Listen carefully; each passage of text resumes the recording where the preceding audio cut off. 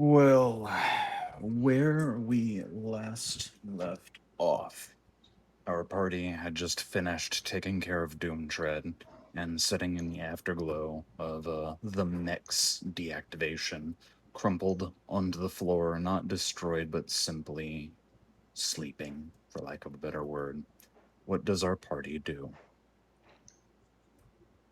I suppose poking and prodding around, trying to make sure that it's not going to reactivate itself. No, it seems fairly inert. You don't think that it'll come back?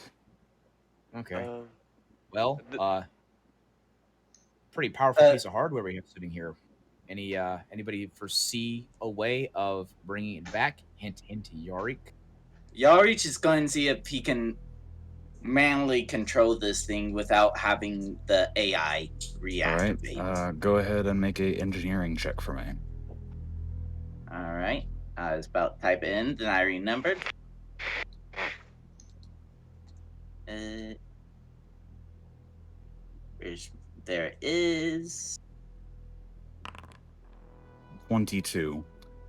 You realize that in order to access this thing's pilot compartment, you would have to have the access codes to unlock it, which you do, and then in addition, presumably fish out the corpse from within. It's also likely not built for your physiology, so you would have to find somebody either to build you some kind of booster chair. not a booster chair, but kind of like a compatibility harness. You could have like a Uh, little baby's harness. That way you can hang inside of the little compartment. I But was you Baby eventually man. you eventually unlock its frontal carapace and it swiftly and the front panel lifts up and inside you see a decaying skeleton, hair still clinging to the almost bleached white scalp. Black suited armor that this figure was previously encapsulated in, now kind of rotting and decayed. What do you do? Yarich is going to try to pull out the body, set it on ground flat, and try to see How what do you grab this body? I grab it by the arms and try to pull it out. All right, you go ahead and grab it by one of its plated arms and give a firm pull, and you pull off an arm. Oh. You see that it still has that black plated glove on it. I'm going to shake the glove around. I'm going to disregard that perception check because I know. didn't get a reason why. No. All right. Yeah, that was my bad. I was trying Okay. to get off the screen. So, you're going to go ahead and start disassembling it piece by piece until you're able to lay it in a pile. But I will try to make note of the armored plates and see if they are salvageable in any way for my bigger friends. Enough. You go ahead and pull out the entire skeleton until the point where you are capable of jumping inside this. So, And once you are inside, you do find that there is a gaping hole to Hold your on, left this- that you can kind of. Okay. Discord just shut out once I stopped talking. Well, I suppose I will reiterate then. You pull the skeleton out and get inside, and to your left, you see a giant gaping hole through which you see the sunlight like pouring through. I'm going to ignore that and check the compartment, see if it's still functional. You see that a lot of the panels in here are shorted out, especially the like the visual displays are long cracked and shattered. The buttons are firmly kind of stuck in some places, but with your engineering check, you figure that you have a chance to like turn this on.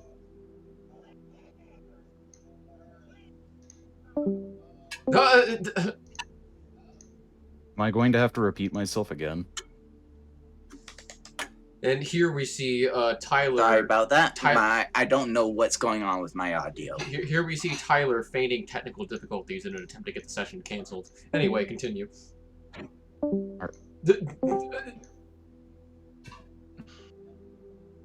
This is the second time in a row that we are having technical difficulties. Tyler, are you okay? I can hear you for now. That's all I can say. Well, isn't that so secure? Well, do I need to reiterate myself again? Uh, I got the first part. Most of the stuff in here is broken, but you feel like you can turn it on. All right. So I'm going to start up the machine, and You go ahead and tapping on some of the buttons that do still function, you eventually figure out the method in which this is activated. It's not too terribly hard. Most of it is pretty like self-explanatory, especially with some of the worn diagrams on the inside of the carapace is kind of like an elaboration. As soon as you flip the final switch and hear this thing start like rattling to life, most of the party takes a wild step back as it suddenly jerks on the ground and then takes one of its still remaining fists on its left side and slams it into the ground and starts lifting itself up from, the soil. So, It seeing stands this to happen about and seeing you reach panic, I'm gonna go ahead and shoulder the anti-material rifle. Yeah, it stands to about half height and starts leering down at all the people next to it. And you can already hear its arm is activating. I'm going to override the. Give me another engineering check. You're each. Don't do this to us. 24, you start going through the semblance of deactivation, and in this thing's death throes, seemingly in panic that is once again fading into the dark, is going to start wildly swinging around. So, tearing up the ground underneath it, one of the feet slams down. Just how far was everybody away from this thing? If that thing's coming back online, it's gonna be a while. Like step back. Last session, I was far away enough from it with a rifle, so I mean, I wouldn't be fucking point blank. Right. Well, in the manner of like 1 or 2 or 3 steps as this thing starts, it comes to a rattling stop, and then as it takes its final one, the actuator within the knee that was already damaged by the rifle gives way and goes, and you hear the shearing and tearing of metal as its right leg just falls from the lower limb. And once that leg is gone, Yarich is rattled as it slams back into the ground and fades back more into unlife. You will take Good question. Seeing it 5 down. points of bludgeoning damage from this thing's imminent fall. All right. So you I'm hit your unconscious. head pretty mightily. So Wouldn't that drops you to 0 HP, right? Yep. Nice. You still do have 5 resolve. Because this is the start of the session, I should remind all of you, you do get back your class stuff at the beginning of the session. So, you would have to spend your resolve in order to go into an unconscious state. I will do that. Alright. So as this thing comes to a rattling, slamming stop, you get a sense, judging from the compartment is not opening, that Yarich has probably either passed out or died inside. Fucking amazing. Well, I'm looks going like he to. didn't last long. I'm gonna creep up and just kind of peek into the compartment to see if what's his state of being at the moment. Right. So, it would be 1 resolve point for you to stabilize, so you will have 4 from now on. All right. Alright. So, you're gonna go ahead and approach it and try to get him out. Yeah. It's not that hard, especially since you were watching him do that. You promptly pry the compartment open and kind of scoop the moth out. Still breathing, but unconscious now. Sal is just going to kind of hop down from the mech, look down at this in a mixture of both amazement that he's still alive and absolute disgust at his disregard for others' safety. I'm gonna look up to the rest of the party and just be like, We need to get this thing a leash. I I agree. swear. So I'm gonna shake my Lock it in a cage too. I'm gonna shake my head and lower the anti-material rifle. All right, new plan. We're going to leave Indoom's tread here for now. Once Zessie comes back around, we'll see if there's some way we can transport it back to Kiliad. Either way, For the time being, there's a whole other half of this ruin that we haven't explored yet. We managed to I'm find gonna. half of the parts we need for the water purifier. There could be more within. Plus, Sounds if like a we plan to take me. this thing back to the settlement and boot it up with Zessie, maybe we can incrementally remove systems like its arms and legs for a safe startup without it having the possibility of killing So, us. I'm going to nod my head at this. I don't know who I trust less between the Moth and Zessie, but At least Zessie would probably not want to die before turning this thing into a killing machine on his side. Either way, we I'm can't gonna ignore the hand off. possibility that Indoom's tread would be an excellent asset in the defense of Kiliad. It's coming Well, back in with the us one way or meantime- the other. Indeed, and we'll try to boot it up in a more controlled environment where it can't potentially kill us if it goes haywire. And one way In or the another, meantime- we have made the Parandor ruins safer for anyone who might stumble into them. Well, in the We meantime, can now we tell explore. Kiliad why no one's been coming back. I'm gonna hand off Yarich to Aspect since she has knowledge on his state or like his general So, state and how he's alive. You go ahead and hand Aspect off, and two cold metal arms come out from the black robe that she's kind of been concealing herself with, and just go to cradle the moth, and she looks down with her emotionless face. And just kind of goes, alright.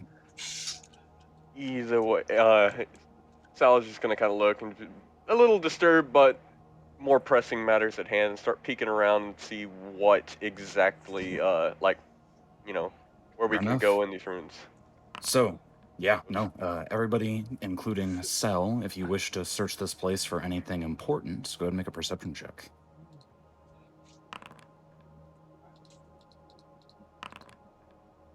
Oh my gosh. Very nice. Everyone's You- rolling You shit. stepped on a landmine. Your leg is All gone. rolled single digits. What the fuck? Isn't that great? I mean, So, Okay. 13. Not everyone has rolled yet. that's kind of ominous. I swear to God. Oh fuck. Nice. I have So, a +7. you guys continue to like search this place, this ruins, and kind of distracting you from your overall like salvage operation, getting a sense of what you can recover and what you can bring back. You do get a sense that there are no immediate openings on the second half of the Parandor Keep's like collapsed ruins. However, the majority of you, or rather only Vaku, Sel, and Darien, hear the revving of some kind of engine in the background, a buggy rolling up a trail. You quickly get a sense that it was probably Zessie, but you should probably check just to make sure. Yeah, let's go back I don't outside. think that's I hear someone Zessie. coming. He's not supposed to be here for a good couple more days. Is something Wait, the somebody's matter? approaching us? So Darian is just going to make sure his the gun on his gauntlet is loaded. Yeah, Be like, somebody's coming. you quickly rotate your wrist and kind of like grab the actual holster mount for it, because the way that this is designed, it actually has a pretty cool anchor mount on the side of the weapon. You give it a good and make sure that it is locked in there and loaded. Is I'm that gonna- anti-material rifle scoped or not? No, I thought it was iron sights. No, it did not have a scope. I'm gonna pop up onto a ledge and bring out my sniper rifle and take a peek. Yep. No, you quickly scramble up like a fucking wild animal crawling under the ruins before you get yourself a perch and look over with your rifle. What you see is not the same buggy that you recall Zessie lending to you. However, you do recognize its driver, that being the doctor that restored all of you, Tim Tom. He is quickly driving up here in an almost frantic state. In fact, with some of the turns that he makes, you're kind of surprised that, like, his weight on the buggy isn't causing it to flip, Oh shit. but he looks like he's kind of like in a panicked driver's moment, and he's trying to make it up to the parent door as like quickly as he can without fucking totaling his vehicle. Yeah. It's the bear. The What doctor. else he The doing hell? here? The hell is he doing here?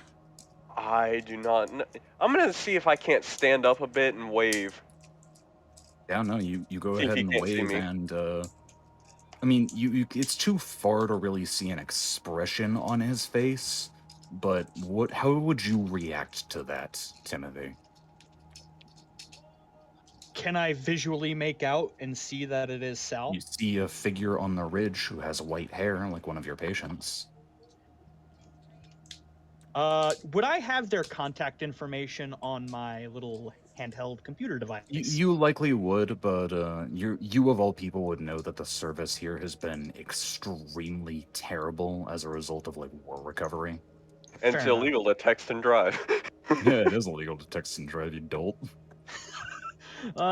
Tim Tom is going to see that and continue on that direction until Yeah, he can get to a point where he can dismount and approach. Well, Yeah, you don't see any imminent reaction, but it's not long before he pulls up to the side of the keep, and with a lurch, the mass of his weight squeezing out of the door of the buggy.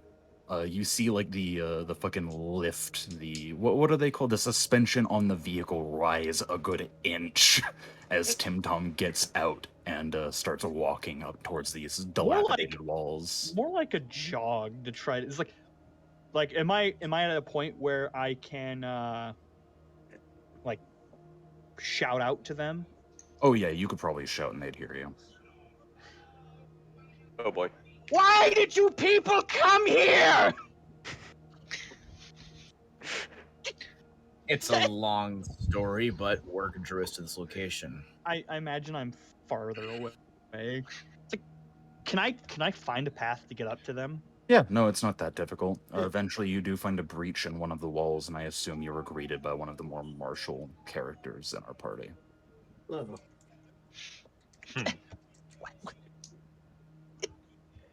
Hey, you hear a legend that this place is just a really dangerous, a rumpin', and you guys decide to go take a little trumpin'.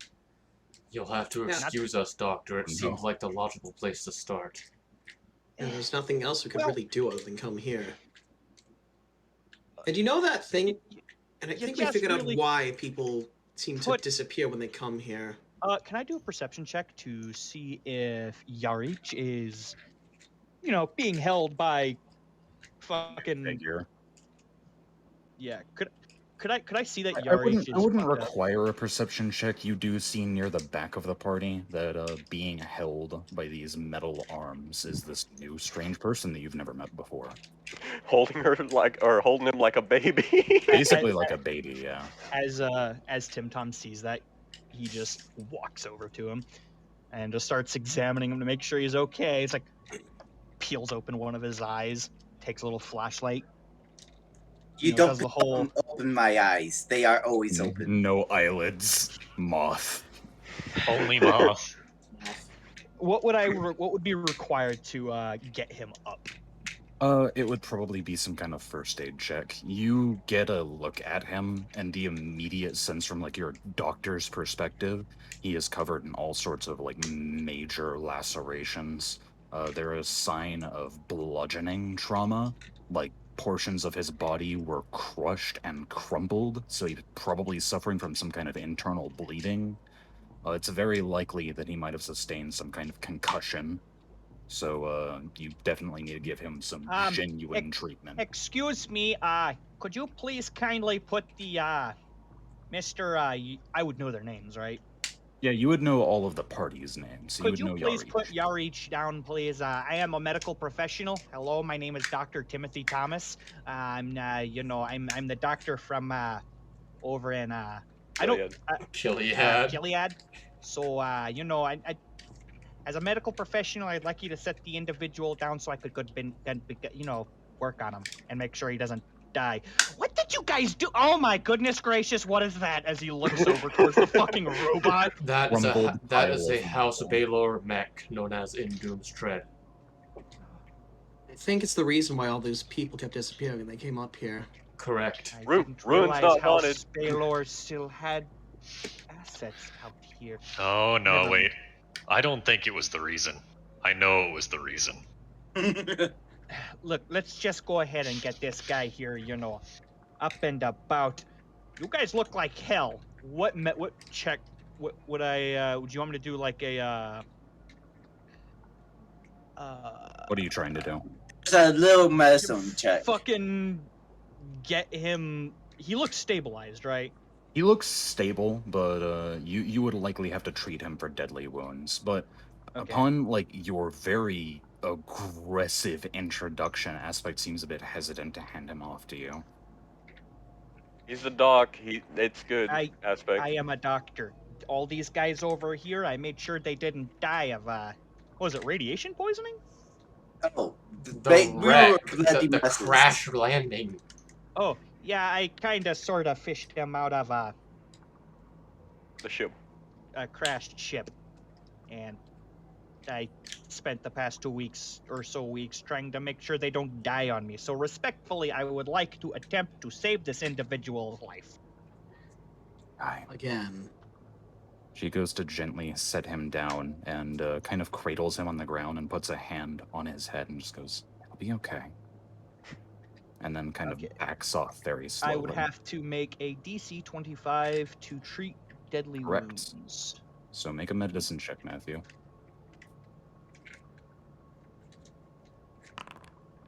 Oh, Nice. Wonderful. So That was a with 28. with that, Yarich restores. This would be just 1 hit point because that is how treat deadly wounds works. So, Yarich, you kind of your eyes focus back in all of those compound images before resolving into one. The giant bear over you. There. You are at 1 hit point. It's, I say, waving one of my forearms. Oh dear. Hank, how he holds up two fingers. How many fingers am I holding up there, Bob? I hold up 2 hands. This many? How many fingers are on your hands? He has like 3 fingers on each hand, 2 fingers in the thumb. Oh dear, I think he has a serious concussion there. Okay, you go ahead and sit there nice and quietly. Just don't try to move or make any sudden noise movements. Boy, looks like I came here in just the nick of time. upon seeing them getting along, Sal's gonna start taking another peek at the fortress, trying to find a way into the second half. No. Eventually, you clamber Ooh. up. Oh, goodness, at fucking 26. Okay, so as opposed to just kind of scanning a majority of like the base ground level potential entrances, you go ahead and scale up the side of this thing, kind of getting up on top of it, and you take a quick look around, and immediately your eyes lock onto what appear to be some kind of hatch. I'm gonna inspect it. You go over and look to it, and you realize that it seems to be some kind of roof access panel, closed and presumably locked. Okay, what would it take for me to actually begin to see if I can't open it? It would probably just be to try it. You go over and try to use the manual, like, latch in order to, like, wrench it open, and it seems to not budge. So you would have to either make an engineering check or find somebody to make an engineering check. I'm gonna kind of peek over, and seeing that Yarich is rather indisposed at the moment, I'm gonna yell, "Hey, Aunt Gross! Hmm. Can you get up here for a second?" Sure, why not? And then I go up there for a second. You clamber up, and eventually you face the same conundrum that he did. I think this might be our way in. Think he can get in here? You think I can get in there? Is this Yeah. the same thing as last time? The vent conundrum. What Well, last? never mind. Fucking. Yeah, sure. What roll do I need to make to see if I can actually make this feat? Engineering. Engineering. Engineering? Ooh, that is not something I am terribly good with. It is a trained only skill. This is correct. Do you not have a rank in it? No, I don't. You quickly take a look at it and you realize, yeah, it's not really my thing. Yeah. So the only other option we have is our out of commission engineer. Are there any computer terminals that I can try to mess with, or is this pretty much it? You do look over to the side and you find that there seems to be some kind of like glowing panel. It's very dim, almost like you know those old calculators? How they had that black screen with almost like this dim light that didn't even fucking light it up in the darkness. That's basically what you're seeing.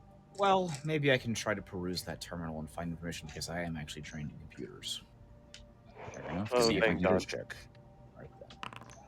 17. A 17. You do see that this door in particular appears to be acting over some kind of like master override code, almost as if there were some kind of lockdown in case the fortress were ever attacked.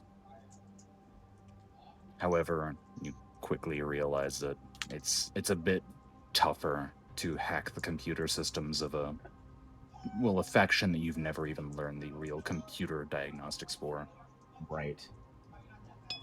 Okay, well, I couldn't get something to open that way, and I don't know a damn thing about engineering, so... We are going to have to get to our engineer. I appreciate the help, Ankros, despite the fact. So would I see them on the top of the building? Yeah, I mean, they're all fucking up there now.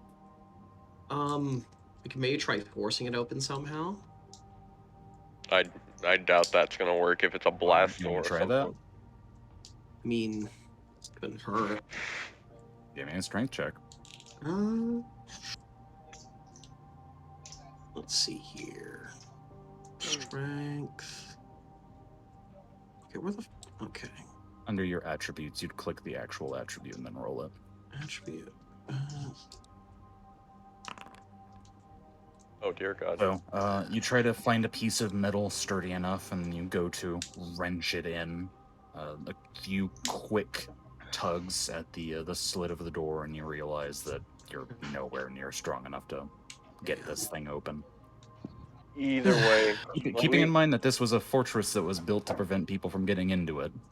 Oh, well. Either way, we can broach the topic with the rest of the group. But at least we have a way forward.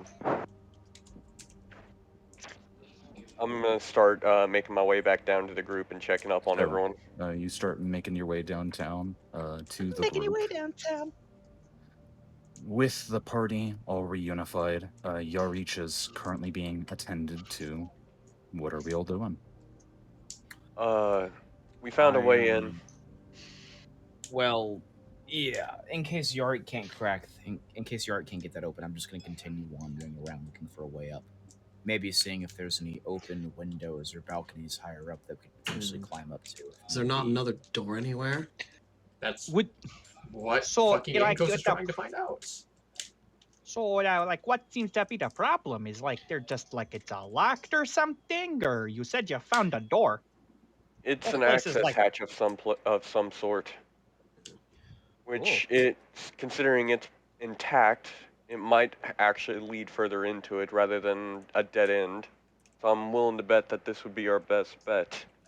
For now, until we get that open, that's as far as I'm willing to say. And with our engineer out of condition... At this point, Yarich is now getting up. Are you sure you should be getting up, my friend? Just make sure he has someone to stand near him so he doesn't, fall and bump his head. I'm not really sure I've never encountered one of his kind before, so I'm not sure the long-term conditions of side effects of a major concussion will do to him. Well, Yarich, despite your rather impulsive behavior before, we have actually something you can help with now. Here, hop on. Sal's just going to turn around and just kind of gesture for him to hop up onto his back. He's gonna I cart do him up there. Strange expression as the drow turns over and drops into a crouch. You Hop on. quickly jump onto him, though, I assume. Yeah. I do. And I'm going to scramble back up to the hatch. You Yeah. get back up there, and you are now on top of here with your 1 hit point. That's why I'm not putting him down or letting him veer off. So you quickly surround this access panel. What do you want to do? It seems to be a locked roof hatch. I'm going to begin trying to pull apart it mechanically Fair with enough. what the few tools I have. You know what I'm going to ask you. Yep. So an 18. You go over and find that there are some things that will weaken the structural stability of this door. However, the main thing that you are trying to essentially raise, or rather fix, is a compartment inside and kind of protected by several several armor panels, and that would be the deadbolts that are keeping this from basically sliding back. So after a good 15-20 minutes of just getting these panels off, and it takes a fucking while for each one, a lot of strenuous effort, but you do find this locking mechanism, and through some sheer force of will and mechanical know-how, you leverage several items to raise each bolt individually and lock them in place. And with that, and the very low-powered state of the door, you and most of the party members are capable of pulling these things apart very slowly. I'm However, going to step back and let everyone do the more strenuous stuff now that my mechanical stuff. yeah. So You're through So I was just combined party effort, you all managed to wrench this door to about a half-open position. It's going to take a little bit of squeezing, but you can get in. Don't lift with your leg. Don't lift with your back, guys. Lift with your legs. Don't want to Okay. cause any permanent back problems there, do ya? I'm gonna take a peek in and see where it leads, since I can see in the dark. You go ahead and look down into this dark cavern. Inside, you see what appear to be a ruined bank of tables, as well as a couple of cabinets off to one of the side walls. I mean, I have low light vision too, so I can probably look around as well. I'm going to look at Yarich. Yarich, if you want to take a break for now and recover a bit, we can go in and scour it, and if we need your expertise, we can do so at a later date. I'll just sit here and sunbathe, I say as I spread out my wings and just lay in the sun. You know, I'm not gonna lie. I think that might be a lot. You should probably keep, mentally active, because like I said, I don't know how well your kind does to concussions, and you might just black out and never wake up. I'm going to kind of look towards Centurion. You need to fix your mic, dude. Okay. Yeah, it's charging, my bad.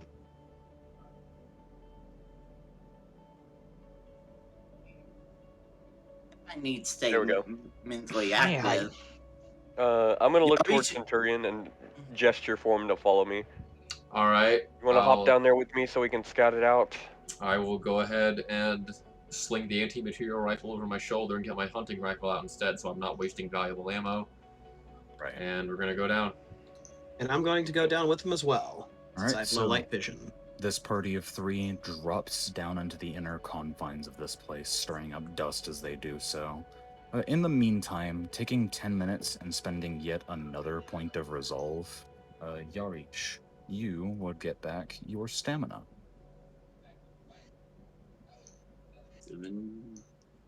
So one thing I'm going to do during this break is, while I'm relaxing and just, according to Tim Tom's advice, I'm going to keep mentally active by trying to improve that one welding tool I took off the ship. Not welding, but the... Yeah. You start rearranging things on it. You notice there are a couple of screws that keep certain weird cosmetic plates attached. Even the safety guard is a bit weirdly designed, so you just kind of focus on generally improving this empty gun. Also, Yeah. another thing I want to point out: Tim Tom is very nervous around this place, weapon pretty in fucking hand, and spooky. is just not just that, but bad memories. Weapon in bear paw. Weapon and Yeah. bear paw.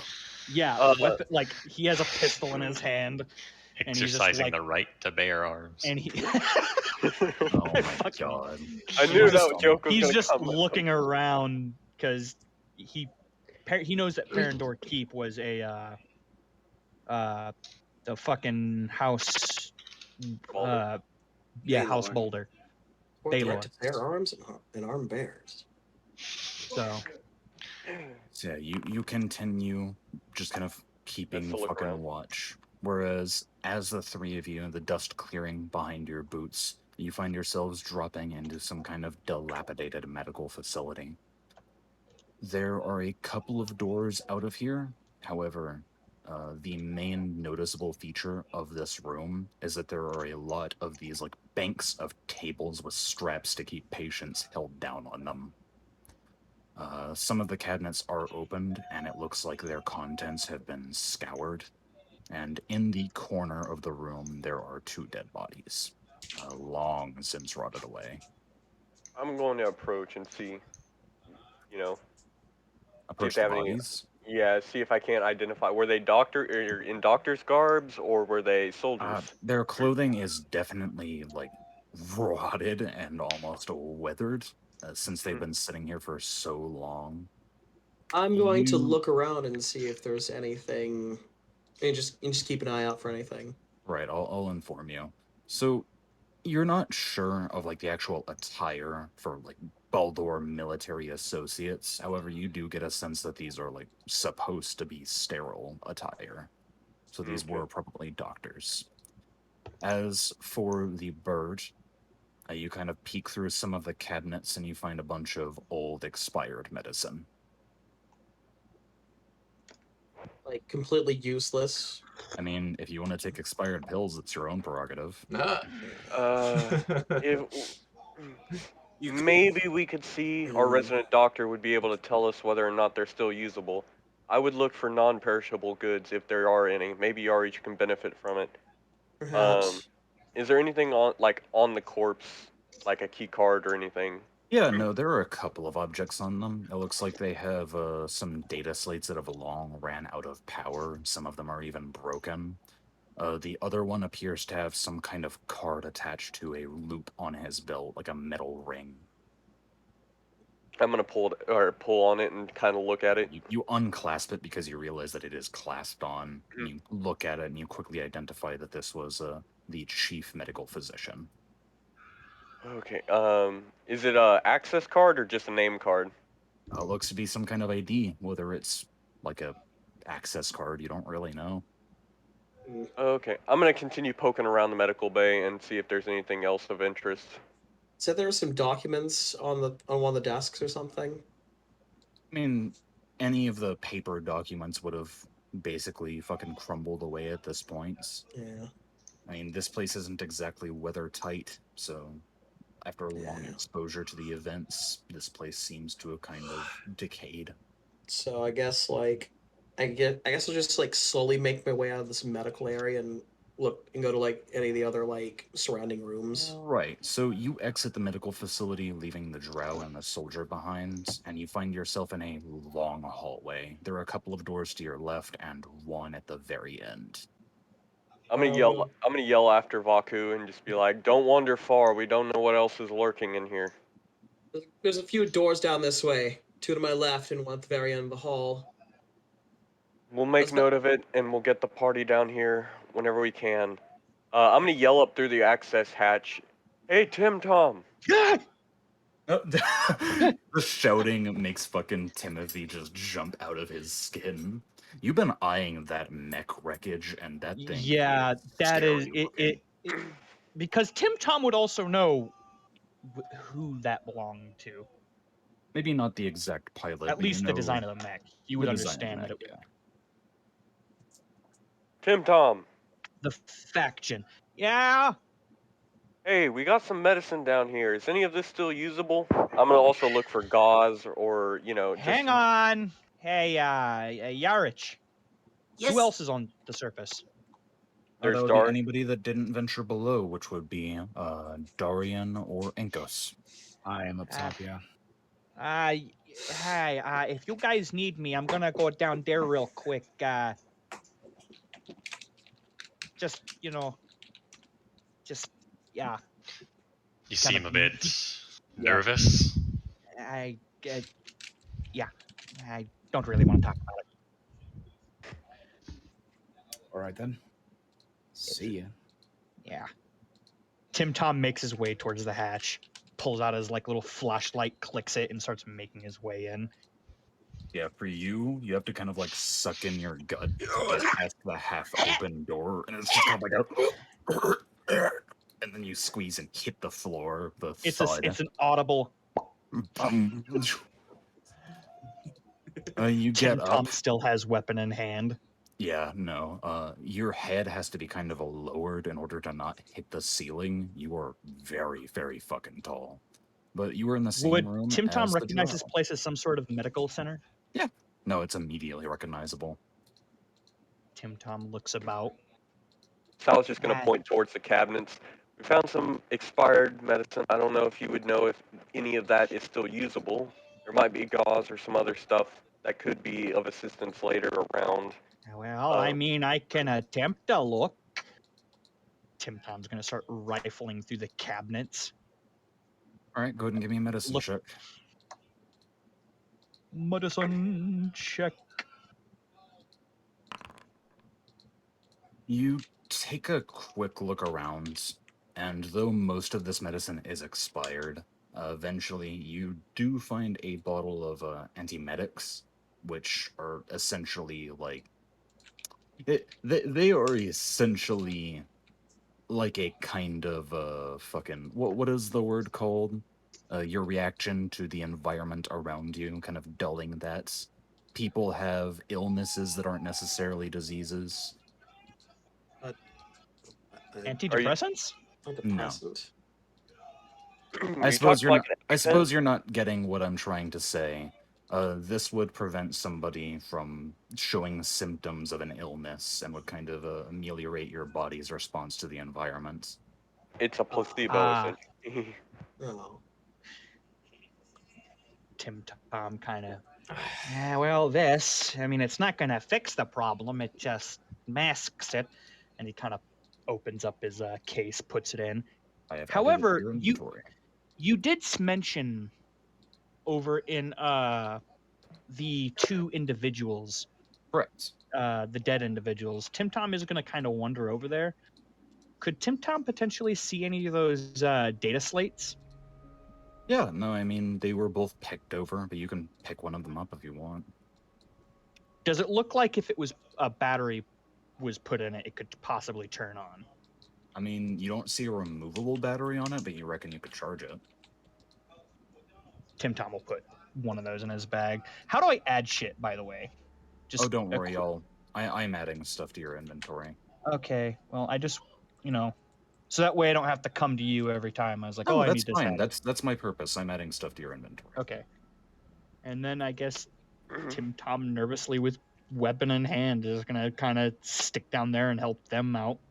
So, Tim Tom, would this place, this medical lab, be okay for Yarich to stick around in and get him off the surface for now? Well, I mean, it's not exactly a very sanitary environment. For our circumstances. Yeah, I mean, he's looking a lot better. A few minutes, a little bit of.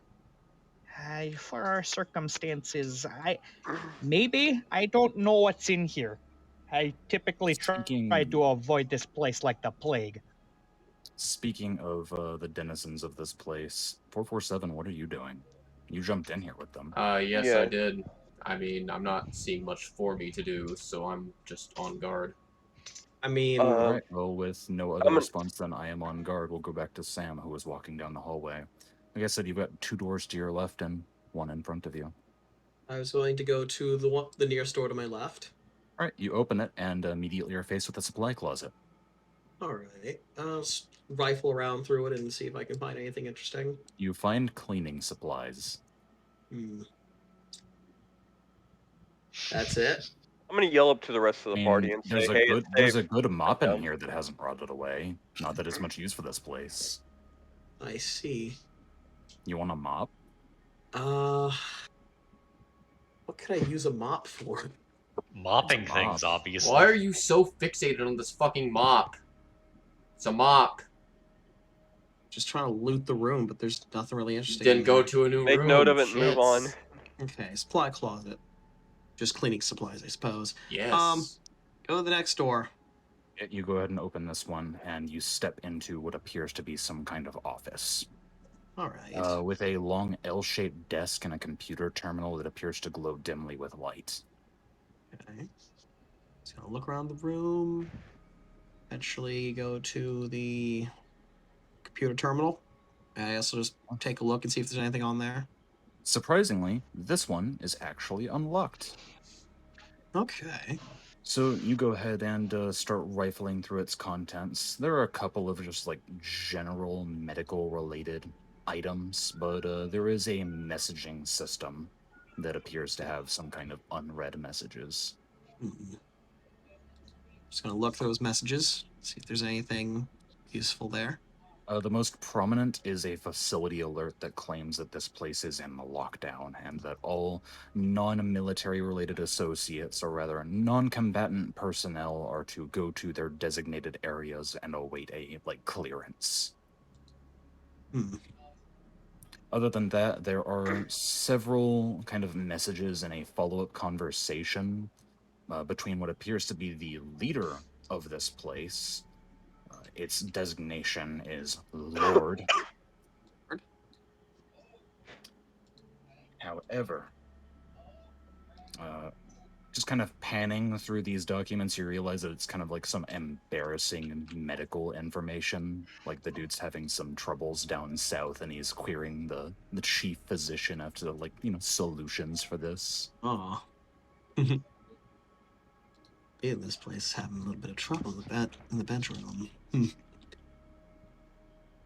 Well, that's not What exactly what I was saying, but Whatever. regardless, you don't find anything else on the presumably chief physician's office terminal. Is there anything else in the room that's interesting? Perhaps Perception you could check. scour the cabinets and kind of look around, but yeah, that'd be a perception check. You do open up through some of the cabinets, and though there's not much of notice, you do find what appears to be 10 credits just kind of rifling around through here. So I'll add that to your inventory. Cool. I'm gonna yell up to the rest of the party and say, "It's clear down here if you want to move down. And this is a medical lab, so I think your RH would be fine under Tim Tom's care." You're just gonna put back the decorative pieces onto the onto the empty weapon or tool and head down. Yeah, let's not get eaten by whatever is the equivalent of I don't know, tiger or something here. Yeah, Hilarious. finding nothing interesting up here. So go ahead and continue on with the rest of the group. So, you proceed from this bay and follow them all. You all land in the medical bay with the rest of these individuals. It seems that Vaku is missing from this main assemblage, but what is the rest of the party doing? I say, Standing around. I'm gonna Tom point is finding Yari a to chair some of the and sit data down slates and with all it. that were here. Here, you can look through those in the meantime. I'm gonna move on ahead and help start scouring this place and see what's around. I'm sure these medical bays probably connect to the rest of the facility in some type of manner. I want to see if I can find any more areas that branch out. I would kind of like to find a way to the living quarters and the council and like the council rooms for the nobles from back when they were before they're still in one piece. That's kind of my end goal here. Levi, Yes. would I know places like this would be particularly just, dangerous in general? It's likely. Tim Tom's gonna look at you. It's like, listen, Yeah, I don't recommend going too far. These places typically had a lot of possible internal security systems, things like that, and we don't know if this place is abandoned. There was that robot thing out. There was that robot out there, and uh, do me a favor and don't be wandering boot by yourself. I don't want you getting, don't want you getting hurt there. If you need someone to come with you, I would strongly recommend a buddy system around here. Like, Indeed. I'm being serious there. This is a bad place. The people that built this place, bad. Either way, Okay, Tim, Tom, we've already got half of the materials needed. Maybe the other half are here, or at I least. I understand. It's just trust me, please. Just don't be going alone. This place is bad. I don't know if there's anyone else here. So, and I We'll don't be know what careful. other security systems might still be active in this place. Well, with that in mind, I'll try to stay within line of sight of at least one person at any time that it's convenient. But if I see something worth chasing down, I'm gonna go get it. All right? Please. You know Well, what? don't. You know what, noble boy? Come on, let's go. We can find something here. Yep. So all of the party continues on. There is not much of a path to lead through once you're in the medical bay, but further down the hallway, as most of you enter this sort of differing chamber. This appears to be some kind of like transitionary room. Like this is a waiting area for patients of non-critical injuries, just in case there is an overload of, people in need of treatment. However, something sort of strange happens as Sel, Darian, and Vaku enter this area. It's almost like you are passing into almost stepping into the past. Once you have reached the boundary of the doorway, all of the rust and decay vanishes without any trace, and you are in a pristine medical lobby. Take a peek at where the transition happened. Is it a clean transition, like it suddenly stops, or You does it kind look of back fade towards into the it? hallway that you came from, and you see what appears to be somebody in a doctor's uniform pushing a stroller across the hallway. What the fuck? And then you hear from behind you as you turn around the noble, and you go, "Oh, you all seem to be new here. Can I help you?" I'm going to turn around and just be like, excuse me, I'm sorry, but who are you? I'm gonna kind of I'm actually gonna kind of inflect a kind of nobleman's accent, you know, kind of differentiate myself from, the riffraff. Oh, goodness. My name is Sus. I am the chief medical officer of the Perendor team. Fucking sus. I didn't So realize that we had noble company here. Have you checked in with any of the frontal guards? Sus. We made an acquaintance, but they urged us through. A friend of mine was ill, and we were here to drop him off. I'm gonna kind of bluff a bit. Goodness, I'll be sure to notify somebody right away. Give me just a moment, and as soon as she turns around, you hear, "Dun, dun." The lights shut off and go blood red as the lights begin strobing, and she goes, "What's going on? What's happening?" And the room falls into decay once more. What? Is that Will is that disappear. is that alarm sound audible by everyone? Or is Nope. it, The okay. people who are in the medical bay do not hear this. I thought we were all moving out as a party. Yeah. If you are, then you do hear it, but if you're staying in the medical bay, you don't. You know, I don't think I'm feeling too well, guys. So I just like to confirm we all saw that. What was that? That More preservation than a juice couple. just didn't end up in my brain and I'm not hallucinating. No, unfortunately, you seem to be quite sane right now. Same as the rest of us, at least. I'm gonna take a peek at that What the card fuck that is I that was holding. supposed to mean? Tim, I have brain damage. Yeah, you've made that abundantly clear over the course of our Yes. journey together. I'm gonna No, take a don't- peek don't at you that worry card there, that I my got. little moth You take a look at friend. that license. You Yeah, find that inscribed upon it is the name Sasbar Khan. Oh god. Oh my god. Eli, Corpse please, medical robot. please fix your mic. God damn it! Oh, it sounds better now.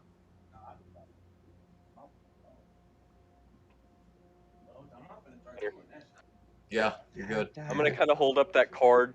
I got this from the corpse and medical. And I'm just gonna kind of show everyone. Is it still pristine? I mean, it's. I mean, I'm plastic? asking, like, is it still? Oh no, it's worn. It was on the corpse of the chief medical officer. Huh. From the corpse and medical.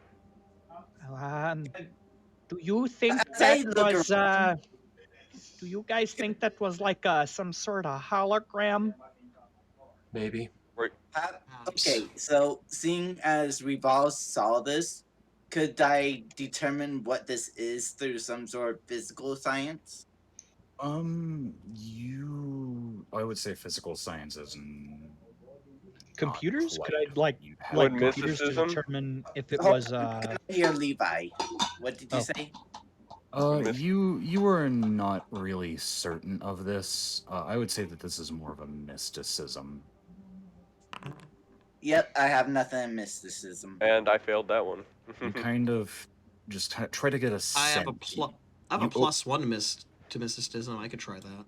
I believe that it is a trained skill only, so if you don't have a rank in it, you can't use it. It is.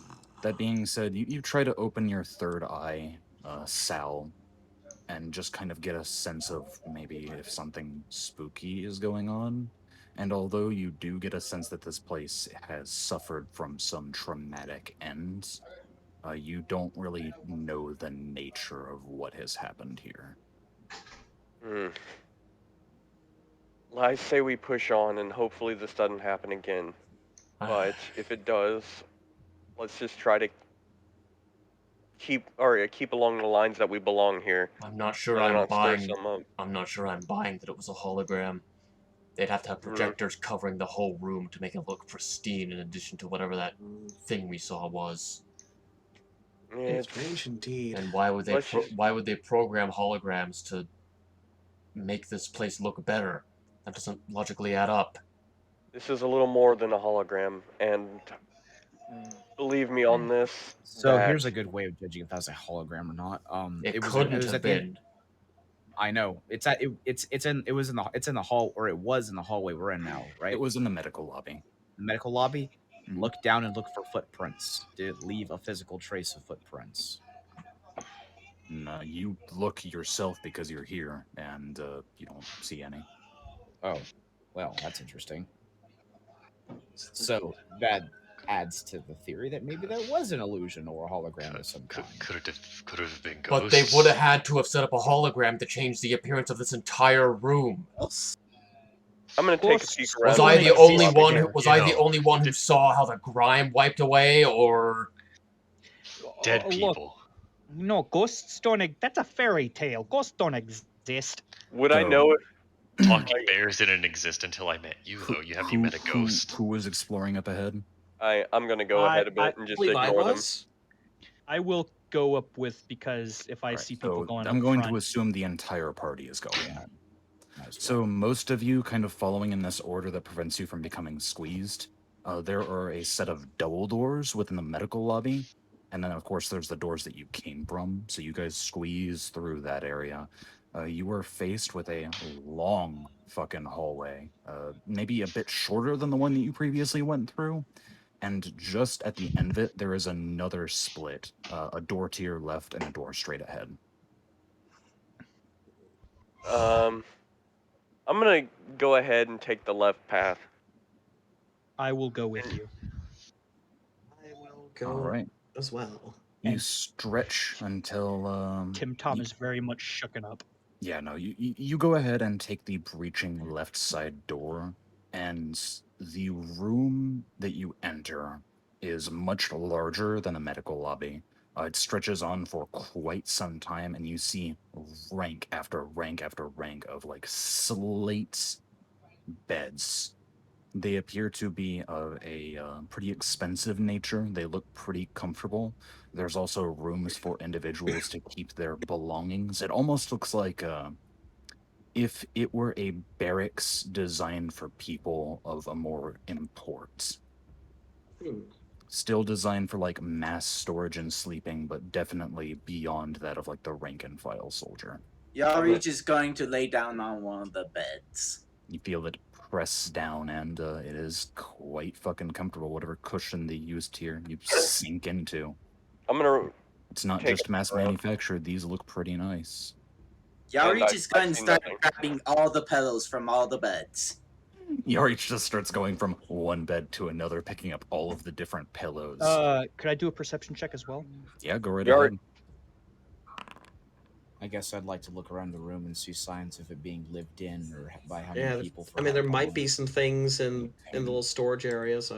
So, I'll look around as as you well. all begin your search and walk into this room, and Yarich is going from like pillow to pillow, you start to witness the decay fading again.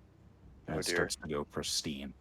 Yarich. Still shrouded in a bit of darkness, interceded by flashing bursts of light, the and Yarich you hear immediately. the footsteps just as individuals are getting up from the station, picking up what appear to be pieces of gear and gear, or pieces of gear and kits, Quick and are question. rushing down the hallway.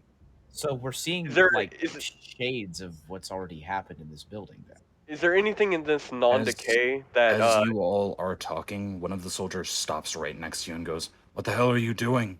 There's a fucking lockdown. All non-combatants to the..." And as he goes to say that, you start to witness everything going back to rot. I imagine. so Oh, fucking happened again. I'm Was gonna make that a another hologram check. too? no. If I was I'll let Sal explain it because he's probably about to figure it out. Yeah, I mean, with Oh, a hand up to your chin in thought, you get a sense that whatever traumatic events hit this place left a kind of stain. It may not be ghosts, but it is certainly spiritual and perhaps tied to the ethereal plane somehow. I'm assuming that most of the party still does not really know much, like, Oh yeah, they're all flat Cindy's. They wouldn't have any idea of like supernatural stuff. I have Tom no nearly idea drew his- what's causing it. Tim But drew his fucking pistol on one of the ghosts. But could I know I'm to sure everyone here has realized what is happening. We are incrementally re-witnessing the night that this fortress fell in brief flashes. So, quick question: that much is is magic in true. general, is it more Talking hush about hush fellows or? There are behind me. multiple people talking right now. I was just going to say, magic in general as widespread known, or is it more just kind of fairy In the tale-ish? syndicate space, it is fairy tale-ish. It is not known. I have an idea, and it is a little more out there to some of you who are maybe native here. But it is, I would say, a little beyond technological means of what's going on here. You are not experiencing a drug or a hologram. It's a little more, let's just say, mystical in nature. Hmm. An Domo imprint. origato, Mr. Roboto. Fuck. He sounds Explain fine to me. Continue.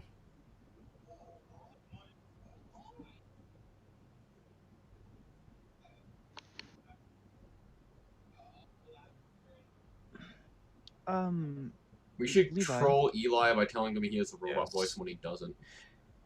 So Gaslighting. if I were to do a culture check, would that act as like a history check? Yeah. Why? What do you Could want to do? Could I do a culture check to because I probably would have been on the planet when this place fell. Mhm. So would I know about this place? Would I have heard what happened here? Maybe. Give me a culture check.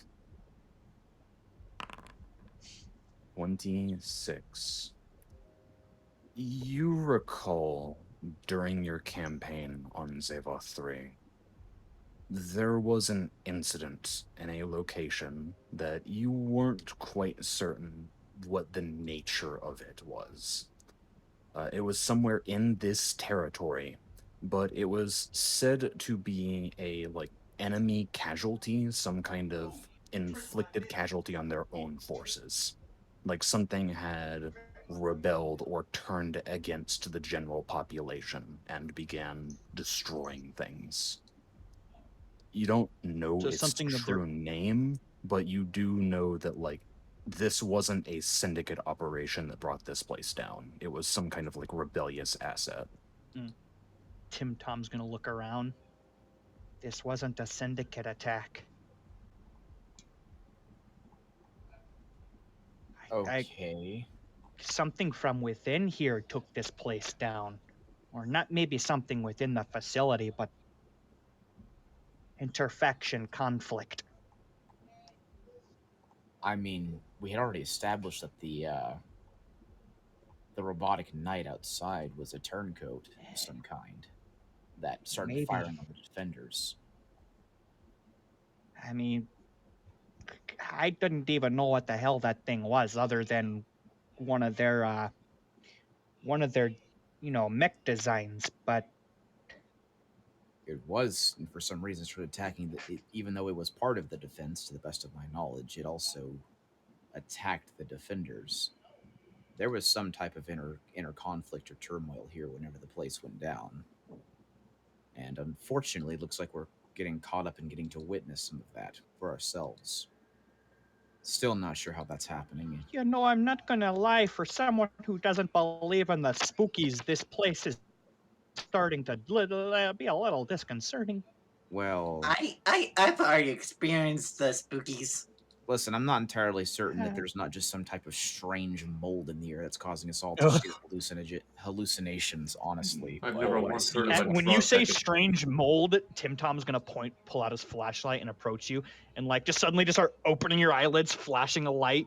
as soon as you Just sort reach of your fucking check bear your claws at eyelids me, with those claws. I'm going to immediately jump back because I don't want to get my eyes gouged out and go, I'm fine. It's okay. I'm a professional. You're a professional with claws going from my eyes. If you need me to examine myself, I will do it myself. Thank you. I'm sorry. I'm a little spooked here. I don't like Yeah. this place. Can we I just am get this too. and get the frack out? I mean, this Sorry is if I use some foul language there, but raise his eyebrow at considering frack foul language.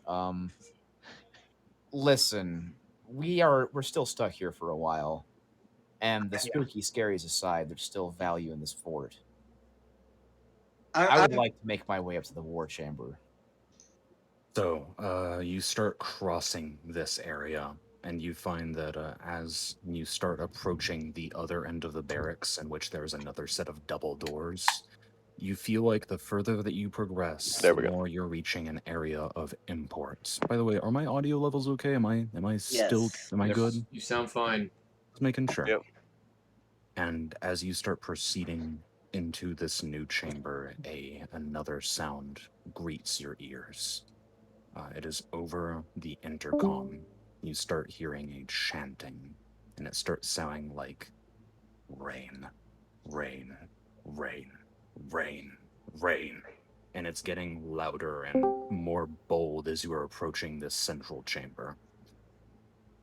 Inside He's of this, just dragging the pillows behind him real close. you're having to like hold them as if they're a physical barrier. But as you enter this new chamber, passing by several empty ranks of like weapon deposits that have been long since taken away and used in another place, you see some kind of large, dull glowing table. And at the other end of it appears to be somebody with what appears to be a nice fur cloak, kind of fluffy, lining the edges of his collar, and a golden inlaid sort of thin crown gracing his head. And to his side appears to be some kind of royal servant, and around him appear to be a group of what you can presume to be his closest knights. And you hear the nearest one express, "Sir, what is that sound?" That is our death knell, and you start hearing it again. Rain, rain, rain. Another knight speaks up from across the table. Is that the true courage of Baldor, I hear? You sound like a pathetic whelp. And the king quickly snaps back, like just kind of quick to rein in this almost strange behavior, and goes, You will see the courage of my people when it comes to our final stand. Now prepare. Make for the throne room. We will mount our defense. And it starts to disappear. And you are left in an empty war room. Yeah, Culture we check just to go and see- peek to hear- over the pillows. Could I do a culture check to figure out the significance behind the chant? Oh, I would love you to. Could I try as well? Oh, yeah. If you wish. 22 and 17. I only have a bonus to culture, so You get a sense based off of the technology within. No, I'm just joking. But you get a sense that they aren't saying rain like the weather. They are saying rain as in to reign over. And you feel like it might be a part of a longer title. As in, they were basically shortening a phrase to make it worthy of a like prolonged war chant. So it's part of some name. That being said, if there's that many people to chant it and it is causing the king to basically say, like, this is the death of us, it's probably not an insignificant foe. Well, I can't think of anybody to put to the name or the chant specifically, but that's concerning. I'm just gonna walk towards where they were standing and kind of, see if I can't tell if anything's out of place. Yeah, you Like go if ahead and walk over, and as soon as you reach the boundary where this dull glowing table remains, it flashes, but you see that the screen of this table is like cracked and fractured, and this multicolored spectrums of light begin kind of creeping through, almost as if it were a distorted hologram that were trying to get some semblance of uniformity. I'm going to put down the pillows gently in the corner, and I'm going to see if I can get the table working a little bit better. I will just do detect. Would that be computers or would that be engineering? Engineering. I was meaning like the area in which the general and king stood. Is there any imprint? He's at the war table.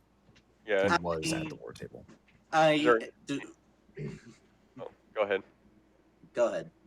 Oh, I was just going to say, was there any sort of imprint of what was left behind, like, or did it just fade away completely? What you want to like get a sense of? Tell me what you're trying to do.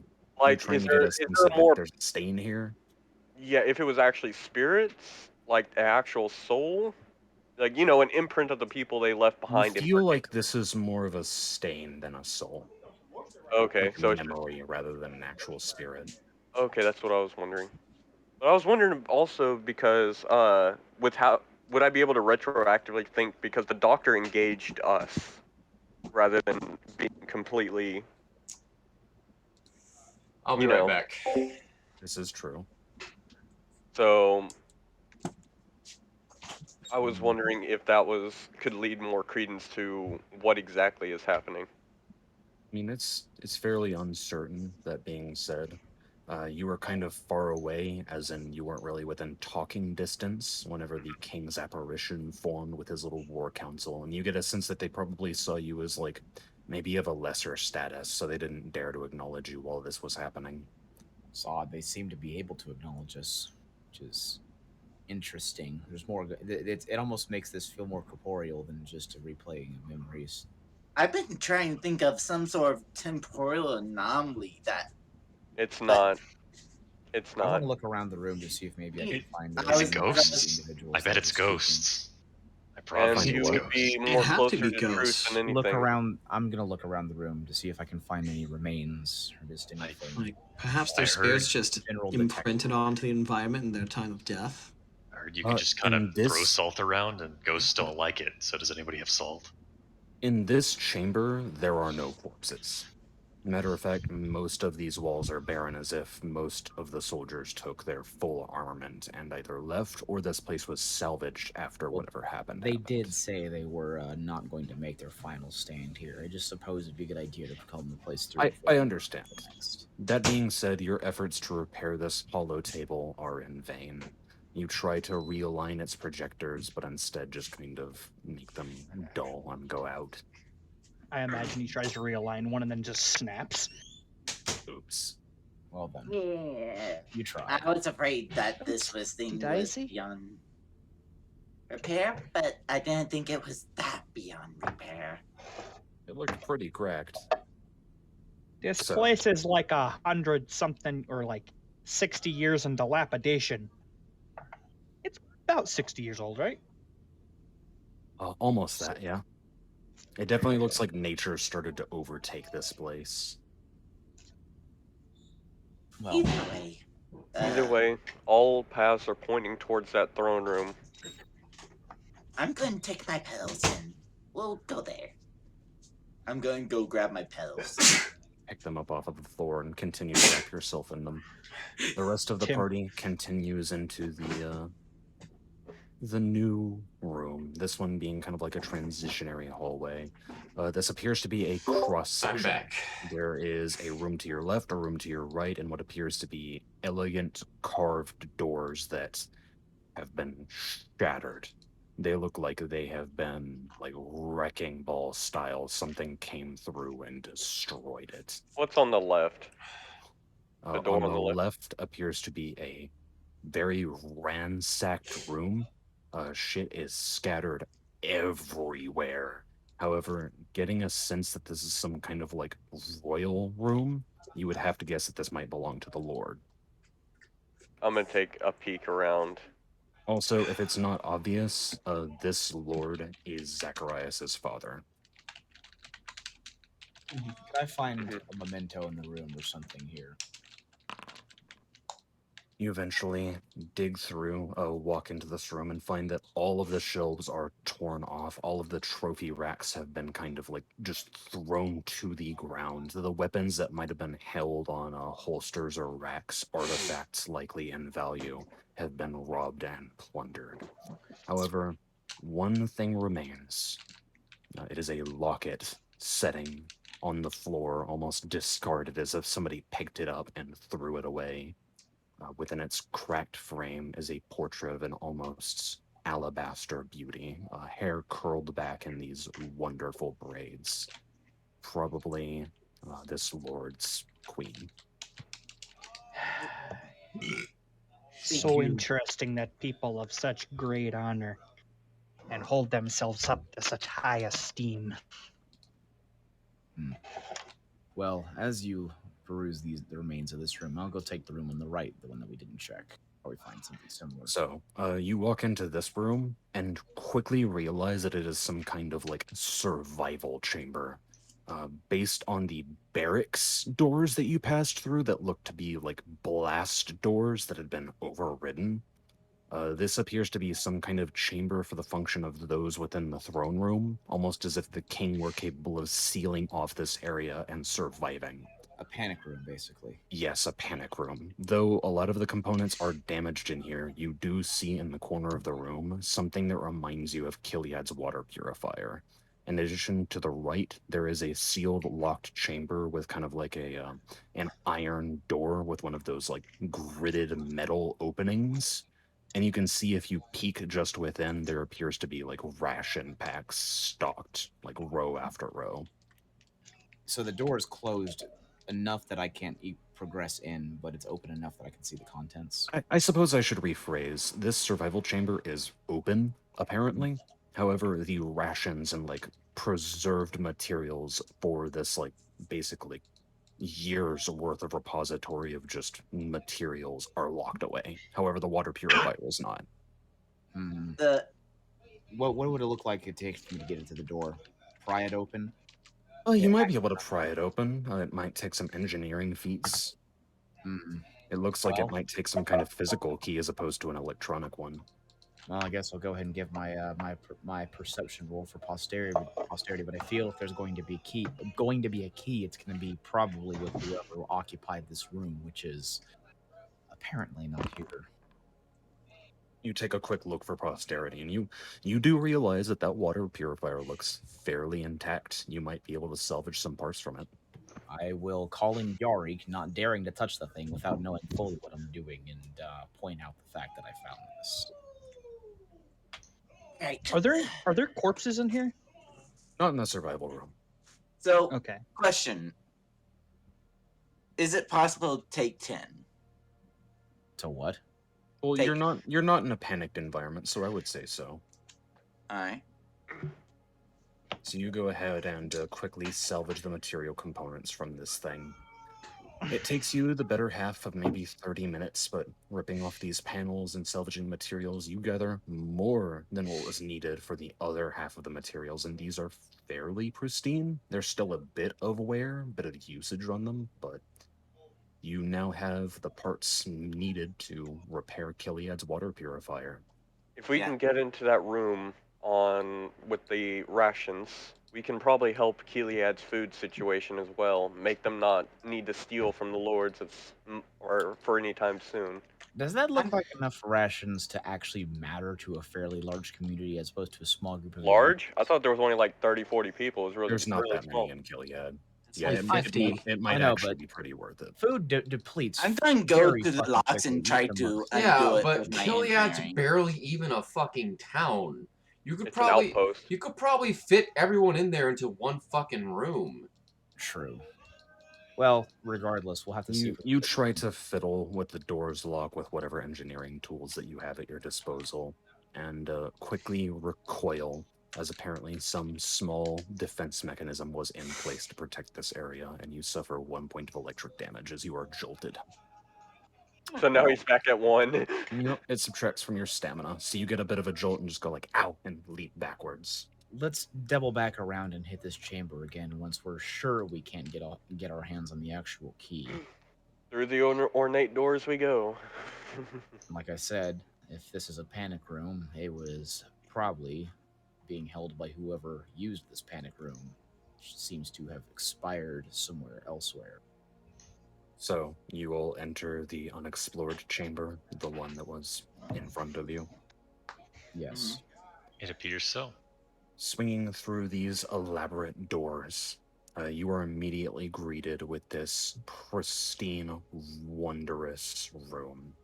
Through a varying staircase that appears defensively designed so that the people up top have an advantage against those, coming down from a bottom and assailing them. This area, which is almost as large as the barracks chambers in its immensity. In fact, you kind of get a sense that this is a lot of where the second half of the, Parandor Keep's ruins dwell, like what most of the space was being used for. You find to either side of you ranks and ranks of noble soldiers and guards all watching and kind of keeping a careful eye as you start ascending. In front of you, up this ascent, there is a throne upon which this crowned king sits, his servant to his side. Does he take notice of us yet? Oh yeah, they've all got their eyes on you. At this point, thinking about this, I'm just going to drop back into my noble. Did I have a name from what we could figure? Nope. But we know his title is king. Yes. I'm gonna go, my king. I have brought, no matter how small, assistance from House Deathpath to aid in your defense. I was unaware that we had visitors of such importance. Please, non-combatants, secure yourself in the room behind this chamber. It seems we have a visitor. And again, that alarm is kind of blaring in the background, and though it's dulling, the sound of the ever-present rain is becoming louder. I'm gonna kind of gesture towards the party to get to the side, or back to where he indicated. I will go. Going to continue marching up the steps towards the throne. Yeah, as you all are ascending, you start hearing almost a boisterous roar from behind the sealed doors that keep this throne room from, being breached. Oh, it's not like the mighty King Reinhold to hide behind his defenses. What happened to your boisterous attitude? Are you afraid? You see the king kind of let out a sigh and stand up. He unsheaths his sword and takes it in both hands and just gives a motion to his men. Prepare yourselves. This is our last stand. There's a moment of silence as everybody seems to prepare themselves for this fate. I'm muting Matthew. Yeah, Matt, you should invest into some push to talk. It's crazy. It's free, actually. And the silence is broken by once again this boisterous shout. Well, if you will not open it for me, then I shall open it myself. There's a...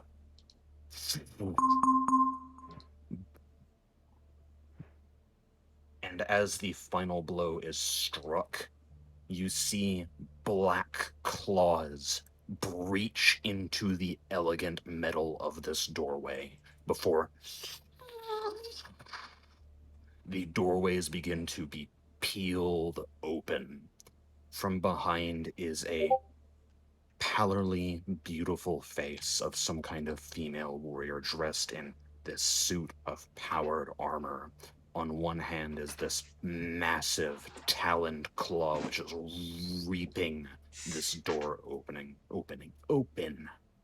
And on the other hand appears to be a blade of dark intent, roiling flames peeling off of it. And as she steps into the chamber, the vision fades, and all you see are corpses and destruction. Did I get into room? Where Here's each once stood a noble and proud soldier, there is now a decimated body. Where there was once a king on a throne, there is nothing. The throne's just gone. Throne itself is like heavily damaged and scarred with claw marks. The king himself, there is no body here of him. I'm gonna take a peek at the warriors and see if, whether or not they were aligned to cover a retreat or not. What's with these fucking ones? You take a moment and try to get a sense. You don't really understand much of how the battle played out here. However, these guards look like they were trying to defend the king. I am going to... I'm sorry, go ahead. As for the chamber behind, go ahead. Before the vision ended, Yalrich was actually wrestling his way towards the chamber, seeing if he could get in while the whatever was going on was going on. Nice. Well, you did try to reach the area back behind the throne, and you do realize that it is not nearly as glorious as the king had promised. There's no, safe chamber. It is merely that the wall curls around here into a back end, which would have provided you cover. Oh. That being said, behind this area appears to be some small treasury that has been despoiled and robbed. Is there anything else in this room that's worth investigating? Make a perception check. Could I make a perception check as well? Yeah. Okay. Man, my perception rolls fucking suck. Yeah, my rolls been kind of ass this game. Out of everything that you do find here, all of the weapons and various armor are either shattered or robbed. The king himself is gone. There's no body of him present within this facility. You've figured that out. What you do appear to find is some kind of shield that was kind of covering over one of these bisected soldiers. It is sort of a long sheet, a slab of advanced material. It appears to have some kind of translucent aluminum viewport, and it appears to be some kind of riot shield that looks fairly intact. Who finds that? Or is it just what we just That would be in general? Vaku who was Oh, looking Vaku. around. All right. So I am gonna try and Found a find out shield, King. some sort. You're gonna try and what? I'd like to That's- see if I can try and trace a path to where the king went. If he was I guess we'll just, captured, like, killed, or pick up I the will give you shield. this since everybody's been looking here and you've already got some stuff that keeps you from searching. You get a imminent sense that this king was robbed from the location. Like he was slain and then his body was taken out. Hmm. Wait, would I have proficiency with his shield? No, Is it worth anything? perhaps. the king. There's no. Yes. No, do nothing. I- Never mind. I'm not I really was doing gonna anything say, with my hand, so I guess I'll just pick it up and kind of just look at it and hold never it. mind. I'll just continue on with the search and maybe check out that room the king motioned us to before the vision did, What was your query though? just to see if maybe I've seen his face elsewhere in the fort from other visions, or maybe if. Oh, the well, king you had haven't actually... you haven't seen his face here. However, you do remember seeing a soldier on a water fountain at the Stenham estate, or rather the entrance of it. It appeared to be some kind of like weathered knight of some kind of like very exquisite value. That was this guy. Huh. Hmm. I don't know why, but I was almost thinking that maybe he like Zach, managed to get in Doom Tread before the fort fell, but that doesn't make any fucking sense. He wasn't the pilot, that was established earlier. Right. Well, like I said, you all found a riot shield in this place, and that is all. Okay. Yeah, Regis going to go back to the locks that's holding the Rations. yes. I'm gonna Seeing use as there was nothing behind the throne room. Look, I don't really mean to be a. You think you got what you came for? We could probably try to get that door open and get the food and, skadoodle. Has anyone checked the king's room for the key? I don't think so. I guess I could look around for it. Well, you go back and you search. After a while, which I will give you this because I'm starting to get tired of perception checks, you do indeed find a key of some varying degree. It doesn't look particularly fancy. It looks very utilitarian. I assume you try it on the door with the rations? Mm-hmm. It quickly opens, and you have access to these preserved supplies. All right. Just gonna start. I guess everyone's just gonna start grabbing all the different sort of rations and just kind of shoving these preserved food things into your pockets and pouches. Hold on. I'm gonna take my pills. I'm gonna take the covers off the pills and start stuffing the food into the. You just have a pillowcase full of MREs. All right, yeah, that works, I suppose. Yeah. I mean, I assume we just had backpacks. Yeah, I assume that you have whatever you have. Yeah. On my way back, I will grab a single pillow for me to keep. I was gonna say, if nothing else, we could just empty out your pillows and use the pillowcases as storage, as janky Exactly as what that he's doing. Oh, very nice. So, what is the party doing now? I'm getting ready to go back. Yeah, I am nervously walking around, still. I'm still not very comfortable with this place, so he's probably nervously walking around like, come on, when are we leaving? Say we go back and check places we did not go to yet. Yes. I'll join in. Fair enough. So, the one room that you did not visit appears to be some kind of mediocre barracks. Inside of this place, there isn't a large variety of equipment. Again, this place has been ransacked. However, you do find a dilapidated and rusted sword. Just gonna like look at it and be like, it still looks sharp. It's just a bit rusted. mean, weapon's a weapon, I suppose. Maybe we like fix it up a bit, and maybe we can use it or sell it. Does it have any like distinct markers on it or anything? On the base of the pommel appears to be the sigil of House Beldor. The guard looks to be of a winged design. Neat. I would say we might. Is it just the sword itself? Is there also like a scabbard with it? Well, the sword itself comes with a scabbard, yes. Okay, so I'll just like take that.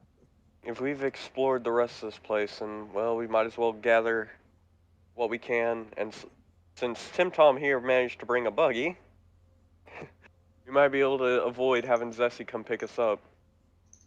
What about the mech? That's a fair point. If we want to wait for him, well, and considering how many people we have with us, we might actually end up needing them. Yeah. At least we won't have to overload a single buggy. Yeah, my little dune crawler there only can seat 4, and I have a problem with taking up the whole front seat. So really, I can only take 2. I mean, I could probably sit next to you. I mean, you sure can if you want to, but I'm a bit, kind of references to himself. I'm a bit on the bigger side, and I understand you're very small, but Either way, I fear for your. He is quadruple your size. I am big. I am 1,500 pounds big. Either way, let's get out of here and gather our stuff, and then we can wait it out. And anyway, Yarich needs time to rest up and maybe try to get some semblance of normality. So, you will exit the Parandor Keep. Who is going to mount with the bear? I thought we were gonna wait till Zessie, so we can have that extra All right. buggy. So, it has been 1 day. You two can spend the remaining last 2 days as long as you have the appropriate rations. I have a question. We have a fuck ton of rations. Could I attempt? Would my buggy have like a charging port to charge a fucking data slate? I imagine it probably would, yeah. I'd probably charge up that data slate and then just start looking through it. Just, you know. It's So, while we're spending 2 days to wait for our buddy, I'm going to go through the general wreckage of this entire place and see if I can find just parts that might be useful for tool making. Well, I've already described that there's not much on the outside of the Parandor Keep. Any metal materials long since decayed away. If you wanted to get, like, extra engineering tools, that would probably be something that Kiliad might have, especially Zessie. Yeah. Fair enough. This is a ruins, first and foremost. Fair enough, fair enough. I was just thinking, if nothing less, I can ramshackle a few tools that might be useful, but... You kind of already have a lot of ramshackle tools, especially with, like, your custom toolkit. That being said, you would probably take some spare metal and start bending it into, like, pry bars or, other genuinely small items that you might need from slivers and flints of metal. Yeah. So, I would like all of you to go ahead and deduct 2 charges from your rations. You should just be able to hit your meals and be done. Meal. I'm going to take 2 rations from the bird. No, from the bags. Ah, yes, that's not a bad idea. Well, unfortunately, I'm now out of meal. Oh, I mean, spoils of war. I'm gonna do that we haven't too actually because rations yet. I don't have any meal like rations in my inventory. Did anything interesting happen in those 2 days we were waiting? Well, aside from keeping a general watch to make sure that no wildlife creeps up on you, as these 2 days pass, it quickly becomes apparent that Aspect, while she does appear to sleep, it is a facade, and she is watching all of you while you are getting some rest. Oh. That being said, the eccentric and kind of disturbing behavior of your companion is starting to grow. Yeah, I'm Alright. always just cautious around her. I do not get too close to her. I know the Sal's gonna make it a point to talk to her and just say, "Are you settling in well? Everything So going okay?" the first night and a half, as you all are kind of reining in for a bit of rest, you go ahead and approach this figure and ask that question. An aspect kind of looking around, there's this shuddering breath, kind of like a, I think so. Oh, no unintended surprises, should we say, pop up? Why would you be surprised? You're on watch, aren't you? I was meaning more along the lines of your new body. As in, not gonna spontaneously combust at any point or anything. No? I don't think it will, but I have been getting weird flashes. Oh? As in, As what? in strange visions, memories, maybe? Of the host? Kind of shrugs her shoulders. Either way, let us know if anything comes up. At the bare minimum, we may be able to, if something does go wrong, root it out early enough to where it won't become a major problem. I'll let you know if I need anything. Oh, now that I think of it, could you let the bear know that he may have some issues in the future? I mean, I can tell him exactly that and see where that goes. Maybe it'd be best if you sent him to talk to me. I'll go grab him real quick. I'm gonna kind of walk over and tap Tim Tom on the shoulder. Tim Tom's like nervously like taking like the bags of rations and like strapping them to the side of his buggy and like securing equipment on the buggy, so when it's time for us to go, you know, everything's, he just kind of just startles a little bit. Oh, hey there, Uh, Sal. Aspect over there. She's wanting to talk to you. Oh yeah, sure. Yeah, I can do there, but could you do me a favor? Could you finish this up while I go talk to her? It's just, you know, putting some things on there, making sure they don't Sal's get gonna all. kind of get that momentary look as his upbringing kind of wars with what he's being asked to do, and he's like, "Yeah, sure. Go Thank ahead," you. I really appreciate that. and And he just kind of waves him off with a strange gently smile. pats him on the shoulder. The moment he's gone, that smile is just gonna turn into a grimace and start mumbling to You see himself. all of the rations lining the ground and just go, fuck. Yeah. No, I imagine it's just bags and like Tim Tom just like strapping them on, like they're in the pillowcases and he's just strapping them onto various parts of the cart. 'Cause I imagine there was a lot of them there. He's going to go ahead and work on it till Tim Tom gets back. Yori's just relaxing on one of the pillows he took. Pillows. Neat. And it's the individual's name is who again? Aspect.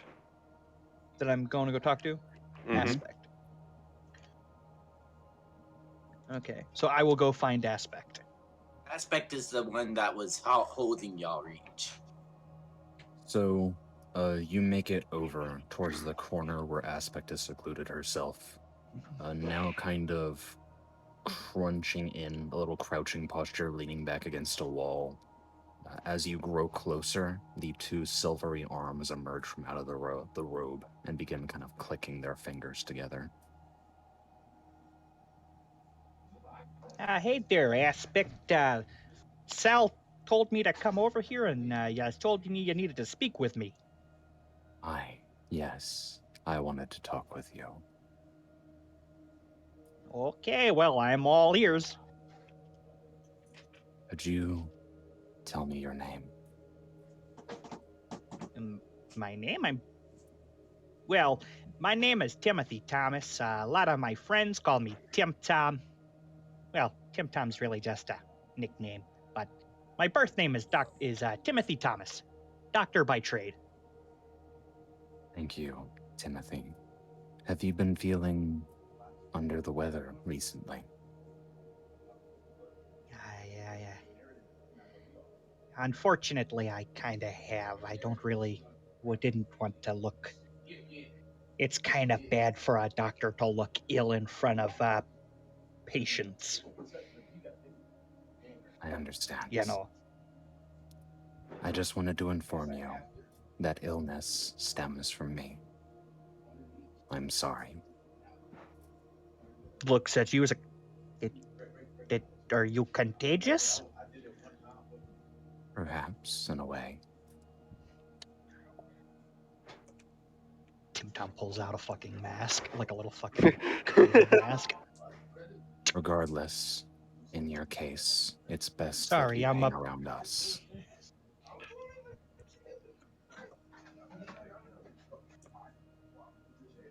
If anything Could I happens ask? to you,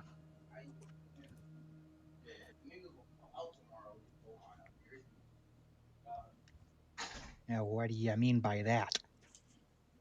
well, if anything happens to you, it'd best be that I am around.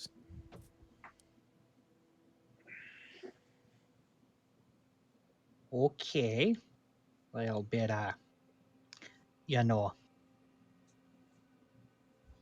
ominous there.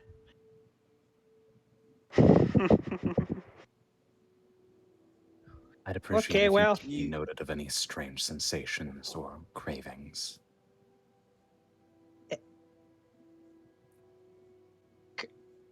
Cravings. Don't worry about it. I'm sure we'll deal with it as the problems crop up. Tim Tom grabs the anti-medic and just immediately pops a couple of the tablets. I will remove the anti-medic from my inventory. There. So, oh, wait, whoops. As you finish your conversation with Aspect, the night rains on. So I want to say this for Tim Don.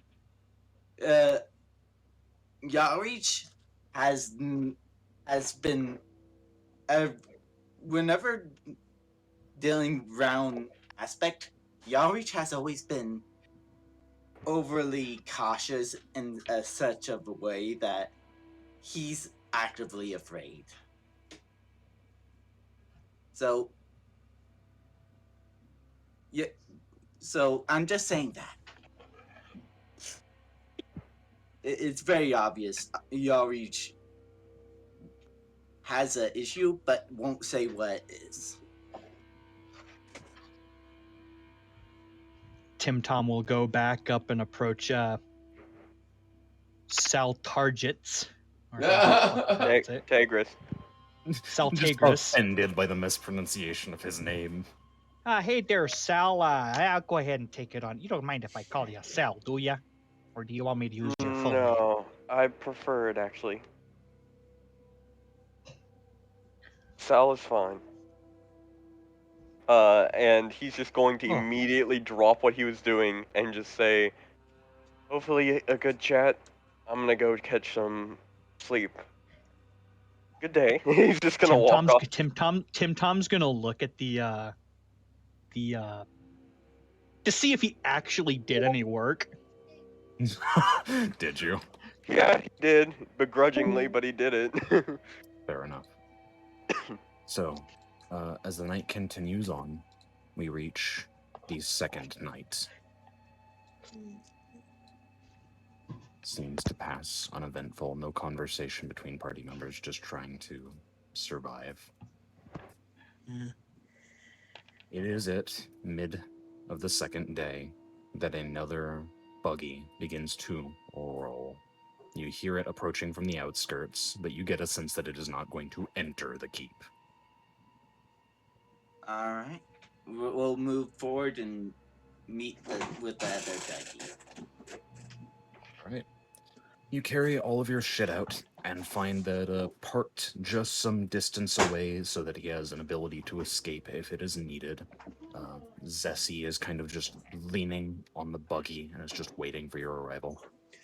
You know we're going to have to convince him to come in here to look at Doomtread, right?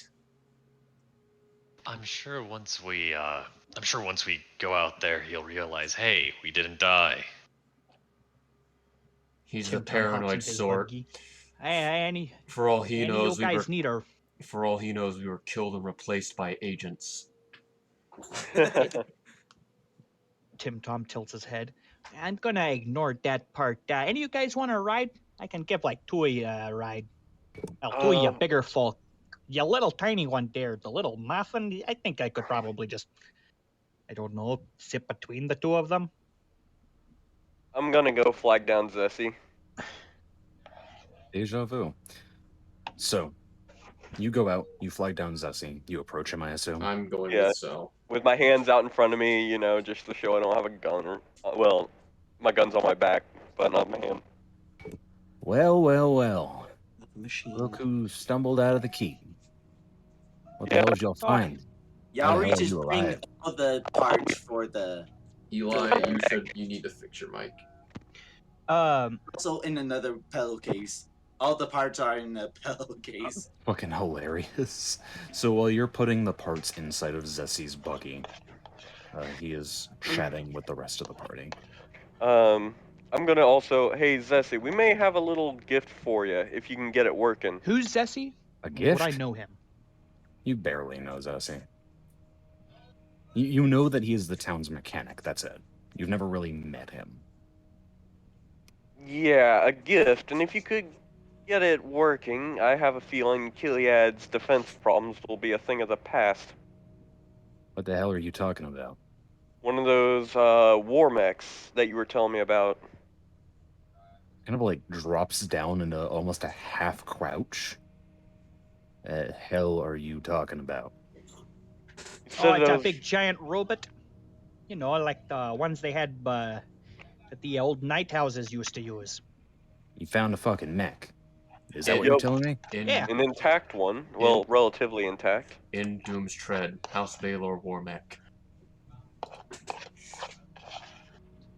And that was probably... Well, that gosh, I don't know what the fuck to say. We managed to use command codes to bring it offline, but I regretfully had to put a round through its knee. So it has sustained some physical damage, but ideally we find a way to lug it back to Kiliad. The knee is completely off now. Everything below the knee is gone. Well, in a separate piece, of course. I mean, you all have left me pretty speechless. Like, honestly, I'm shocked at the mech? pilot.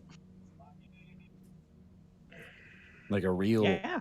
Honestly, I'm surprised that the... Pilot was a corpse. Oh, that's fine. I ain't gonna step foot in there, but I don't know how the hell you want to get it back to Kiliad. I'm not going in there. You all can do whatever the fuck you want to bring this thing back. But... Well, my buggy's a little too small for all that.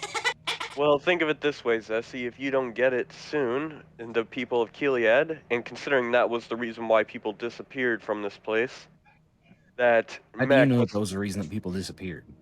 That thing was still active and tried to kill us. That mech was the only thing keeping anyone out, and now that it's been disarmed, people are going to start exploring this ruin again. Give me a second, because I'm piecing this together, like, one by one. It was up by itself. Yes. Yes. Are the nobles alive? No. It was on autopilot. Autopilot.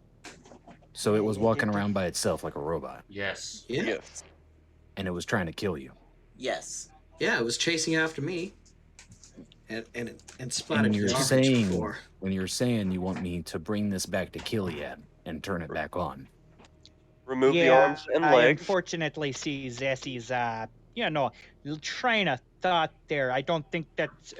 You mean to tell me it can't be reprogrammed or Look, if it's repurposed or being put all back into spoopy manual on mode? its own and I am doing the not a stompings on its military own, mechanic. I I am don't not a think it's computer. good idea. Shut the fuck up. All right? Please. You know, I like to speak and not be spoken over. You get that? Huh? All All right. Anyway, I am not a military mechanic. I'm not a computer programmer. I don't know how the hell they built those mechs. I don't know if you're expecting me to forge new joints. That is like beyond my technical expertise. Now listen, if you all want to bring this killer war machine wherever the hell you're going, that's your own prerogative. I ain't doing that. You want to risk bandits finding it first? This could be used against Kiliad if we don't contain it. Fucking destroy it then. We could start a fire inside of it and burn it to the ground. And yeah, I agree with him. We could probably start a fire, Like I'm on the kill throw some trend. debris in it, and set her alight. We could preemptively disconnect its firing systems, mobility means, and then Well, attempt scrap to try and bring it metal. back. And then if we succeed, then we can Okay. make this call. I could just I disassemble don't- it for parts that we could use for other things. I suppose, but we have a potentially powerful weapon. We can neuter the thing until we can get an actual handle on whether or not we control it. If we can't, then nothing's lost because we don't give it the ability to take anything from us. Just my idea, though. Don't listen to me. What do I know? I'm just a detective. I Yeah, was I trying Yuri- to suggestion. activate it without the Oh, AI. I'm gonna look towards Aspect and just say, what's your suggestion? You all have contemplated messing with it and turning it off, tearing off its limbs, its arms and legs. I think I'd like to talk to it. Worth a try. Okay. I've heard worse ideas. What do you need to talk to it? Just some time. All right. Give it a go. Well, I would normally call you crazy, but you did rebuild Yarick, so obviously you can do some fairly unexplainable things, as you would. You want to say that any louder near the resident paranoid schizophrenic Ankos? Whatever, fuck him. At this point, Zessie's just sitting there going, as he sees what is presumably somebody that he knows. Wait, What the hell? We found a guest. What the hell is that? That is not Phoebe. I remember Phoebe as a kid. What the fuck is wrong with her? Who's Phoebe? Phoebe is Aspect. Aspect is Phoebe. It's a very long story, and you wouldn't believe us if we told you. Phoebe is Aspect, and Aspect is... That was more for his explanation, not yours, but yeah. What the actual The- fuck? Okay, I was, for the most part, joking about you all being robots. That's like my funny way of social interaction because I kind of hate people. But now I'm kind of convinced that some of you may be robots. Only one of us. As the medical expert here, I can confirm only one person here is, one person here is a robot, and if I recall, I'm just saying this out of character because I would have worked on Centurion. Is Centurion like part cyborg? No, for the most part, he's mean, biological. He's been genetically augmented, but there's Okay. no like robot parts in it. If that's what you're Okay. asking. Yeah, as far as I know, she's the only, mechanized individual. Tim Tom blinks. Possibly. Aspect gives a bow and walks off. Yari just going to walk a few feet away from Aspect, but with seeing as he's the one who can probably help her reactivate him. So, you guys reach the boundary of the Parandor Keep, and now that you're away, as you approach the break in the walls and you are now outside of earshot with the main group, Aspect stops at the boundary of the wall, almost kind of waiting for you to acknowledge your presence. Yari just going to turn around a little bit and say, Is something bothering you? You think I'm a monster? Monster? No. I'm just scared of what you can do. Because I have no idea what you are, and that freaks me out. Monster? No. Something new and scary? Yes. But if I thought you were going to hurt me, I wouldn't be here with you alone. Glad to hear that. Is this He continues conversation happening onward. in front of the group again, or is this just these two? Like I said, Unless you followed them, have it's just your earshot. region aspect. Fair. Gotcha. Never mind. Yeah. Sal's just gonna continue help getting things loaded up. So as you reach the base of the mech, she continues her conversation. I'm sorry if my behavior or abilities scare you, if I am an unknown entity, if my powers are threatening. I don't mean to be, I just am. Yes. Could you please turn it on for me? Yarish is already working on turning it on. Just 1 second. Let me make sure the mechanisms are locked again. That way we don't have that issue again. I would appreciate it, although it's probably not necessary. Maybe not, but it did knock me out again. And I don't want that to happen. Alright, shall I make another engineering? I'll say at this point you're familiar with the systems. Alright. Not completely familiar, like you'd have to take time to realize what exactly is going on with this. You go ahead and boot it into a semi-active state, back into its frozen appearance, make sure that all of its restrictions are enabled, and then go ahead and activate it. It jolts again, and seems to kind of rattle for a moment, trying to get a semblance of what control it has over its own body. And as it continues to stay rigid, it looks up and sees this black-robed engineer over it. One of the arms comes out and sits gently on the side of this sensor cupola. Hello, Volkner. It's been some time. It's okay. I know what they did to you. But we can fix it together. It seems to slacken for a bit, almost as if there is an unseen conversation happening between the two, before she nods it. I'm Right going now. to turn off the restrictions at this point. But As once it suddenly gets a bearing that it has control over its functions, this thing attempts to get up and lands on one of its injured legs without the lower half, and is already starting to damage itself further, dragging itself. And Aspect kind of takes a step back and just goes, "It's okay.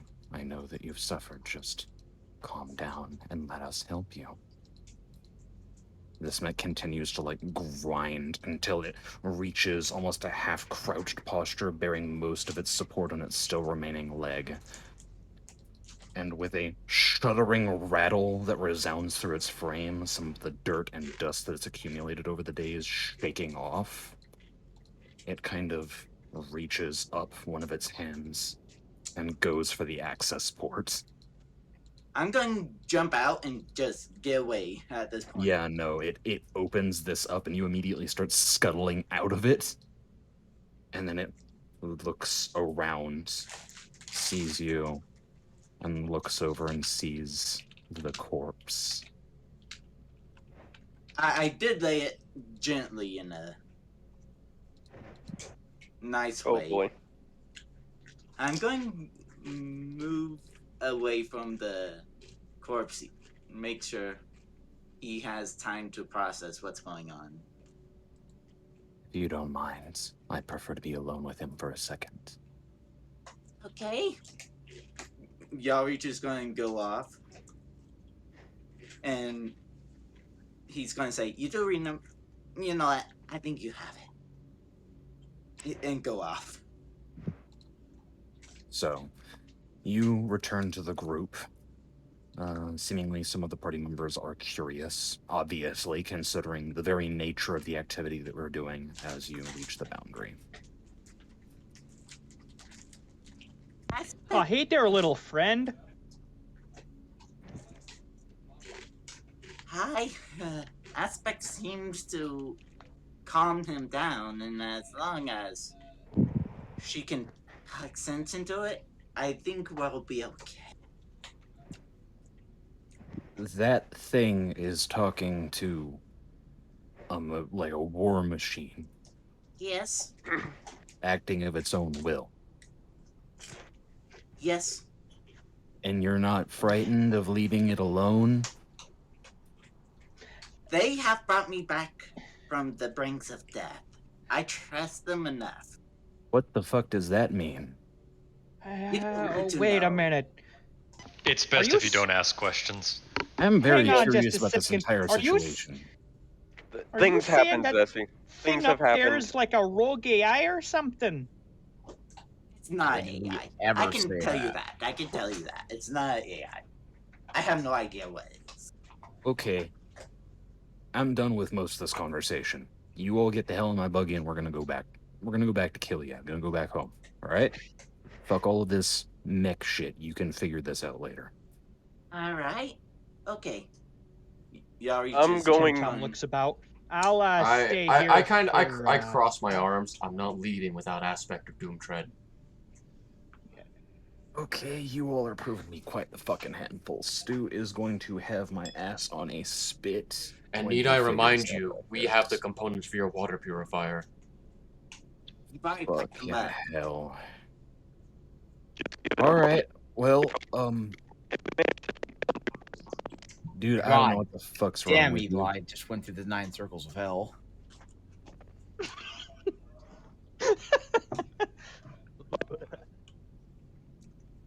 So it's at this point I look towards your reach. So she's talking to it, and we're supposed to Yeah. expect that it can just walk itself down to Kiliad with a bad leg. For some reason, I don't think it's going to be bad for long. What the hell is that supposed to mean? I'm going to gesture to my own body. And you Wait think, and see. And you think she can do that to a machine? Yes. I suppose we've seen stranger things today, haven't we? Yes. Tim Tom kind of sits in his car. You know, Oh, the suspension goes down an inch. I'm you know, going to go use the restroom. I'm not before I gonna go. lie there. All this has been, you people are crazy. We have what we need to fix Kiliad's water purifier, and if all goes according to plan, Oh no, we'll have what we need to keep it from being disabled by bandits again.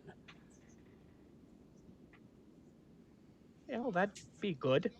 Not gonna lie, you know, I'd like to actually have good drinking water and not poisoned by radiation. And now you have the means to keep your supplies. Unless the bandits want to guess. fight past the robot, in which case they're welcome to try. All of this is assuming that Aspect can convince it to I'm trying be to be nice. subject to defense. I mean, I suppose if anything, I mean, with a forgive my creature lack of- with the name. Oh, sorry. Go I ahead. was going to say, forgive my. Maybe this is just me interpreting the events wrong, but this thing almost seems like it needs a purpose, a new castle to defend. Just Yeah, saying. but also something named In Doom's Tread. Listen, I reserve the special right to actually make judgments on this thing because I actually got shot at by it, not you, Okay, fair enough. as well as the rest of If us. it's trying to kill you and we want to bring it back home to fucking kill you, Nearly carved me to pieces. It did carve Yarich to pieces. Yes, but Yarich was being exceptionally stupid, and well, you just got unlucky. At this point, Aspect is returning from the keep. Makes it down to the party level. I think I made some actual progress. Oh, How so? You all remember that there were turncoats? Yes, there was turmoil inside the castle. Whatever imprinted onto the mech, whatever semblance of Volknir remains, was able to talk to me. He told me that he's spent every day reliving that night, over and over, suffering. Sounds like a terrible existence. How are you He able also to told me what did it to him. Now that sounds interesting. A party, a rogue warband, operating under a mech pilot, a fallen noble. Her title is Anarchy's Reign. Oh, and the pieces fall together. He said that she had some sway over him, mental dominance of some kind, the ability to sway those of lesser nobility under their thrall. That is why he fought against them, and that is why he was destroyed in the process. He's not sure what's going on, but I get a sense that he's figuring it out. I'm surprised that a mech's autopilot system has the means to do things such as reason and deduction. From It's what like I can put especially- together, the steeds of House Baldur and Draconis are mighty as they are powerful. Sounds like a little more than an They sound autopilot like system. It sounds like the leftovers of a neural imprint. Obviously, I'm not giving it enough credit, but this thing's impressive. I'm certain you can express that to him when next we meet. But we do need materials to repair him. More specifically, we need a universal polymer base, and a lot of it. Has he agreed to defend Gilead? Or at the very least, cease hostilities towards wanderers into the ruin? We didn't discuss that, but it's clear that somehow he's become more tame. Admissible. If we help fix him, I suppose that could make him more agreeable, since it seems he has proclivities and loyalties just like any of the rest of us. Anybody happen to have seen any of this UPB while we were combing through the ruins? Well, I checked around the nearby facility and I couldn't find anything of that nature. However, I get a sense that perhaps Gilead has been scavenging for some of these components, and she looks over towards Zessie, who is like pallorly seeing this dead lady talking. Yeah, he's like kind of tugging at the collar of his shirt. It's like he's seen a ghost. You get a sense that this is probably somebody that he saw as a young child and is not changed a day since last he saw her. So that is why he is so stricken. We do have a bit of a stockpile of the UPB back at my shack. I just... Forgive my skepticism, I'm kind of fucking freaked out right now. So at this point I look towards Aspect. So the plan for now is to leave in Doom's Tread here. I doubt he'll have issues protecting himself. I hope you're right. Alright, I say we mount back up, go back to Gilead, get their water purifier repaired, return here with some universal polymer base. After all, now that we have access to 2 vehicles, Tim, Tom, and 2 other occupants, ideally Aspect and the engineer being those 2, can head back and finish up the repairs. Perhaps while we're there, I can give him some method of speaking to you all. That would be ideal. Let's try not to waste much time. I don't want to leave Doomtread unattended any longer than necessary. I don't want to overstep my bounds, but I think I found my purpose. Elaborate. I wasn't quite sure what I am or what I do, but it's clear that I have some means over manipulation and preservation. I think that I'm meant to be here to preserve, to keep things from falling apart, to give some stability to the memories of the past. Maybe. Or, again, maybe I'm just getting ahead of myself.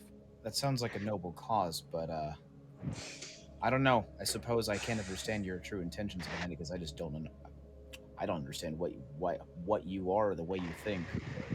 Then I'd say maybe the we first. can figure that out together. I'd say happiness is a relative term to living beings, and And I'd say the first guess step whatever towards makes you accomplishing happy. your goal is getting that thing fixed. And we're going to have I'd to be move happy out to to do do that. so. All right. Well, I'm ready to get out of here when you guys are. Let's deliver this stuff, and maybe we can get If you we know lay our get 'em moving. if we lay our plans out to Stu, I'm sure he'll be more than willing to part with some UPB. You need to go look at your radishes, dude. They're growing up out of the ground. They're ready to be pulled. Who the fuck said something about radishes? Uh, not me. Fucking ghost.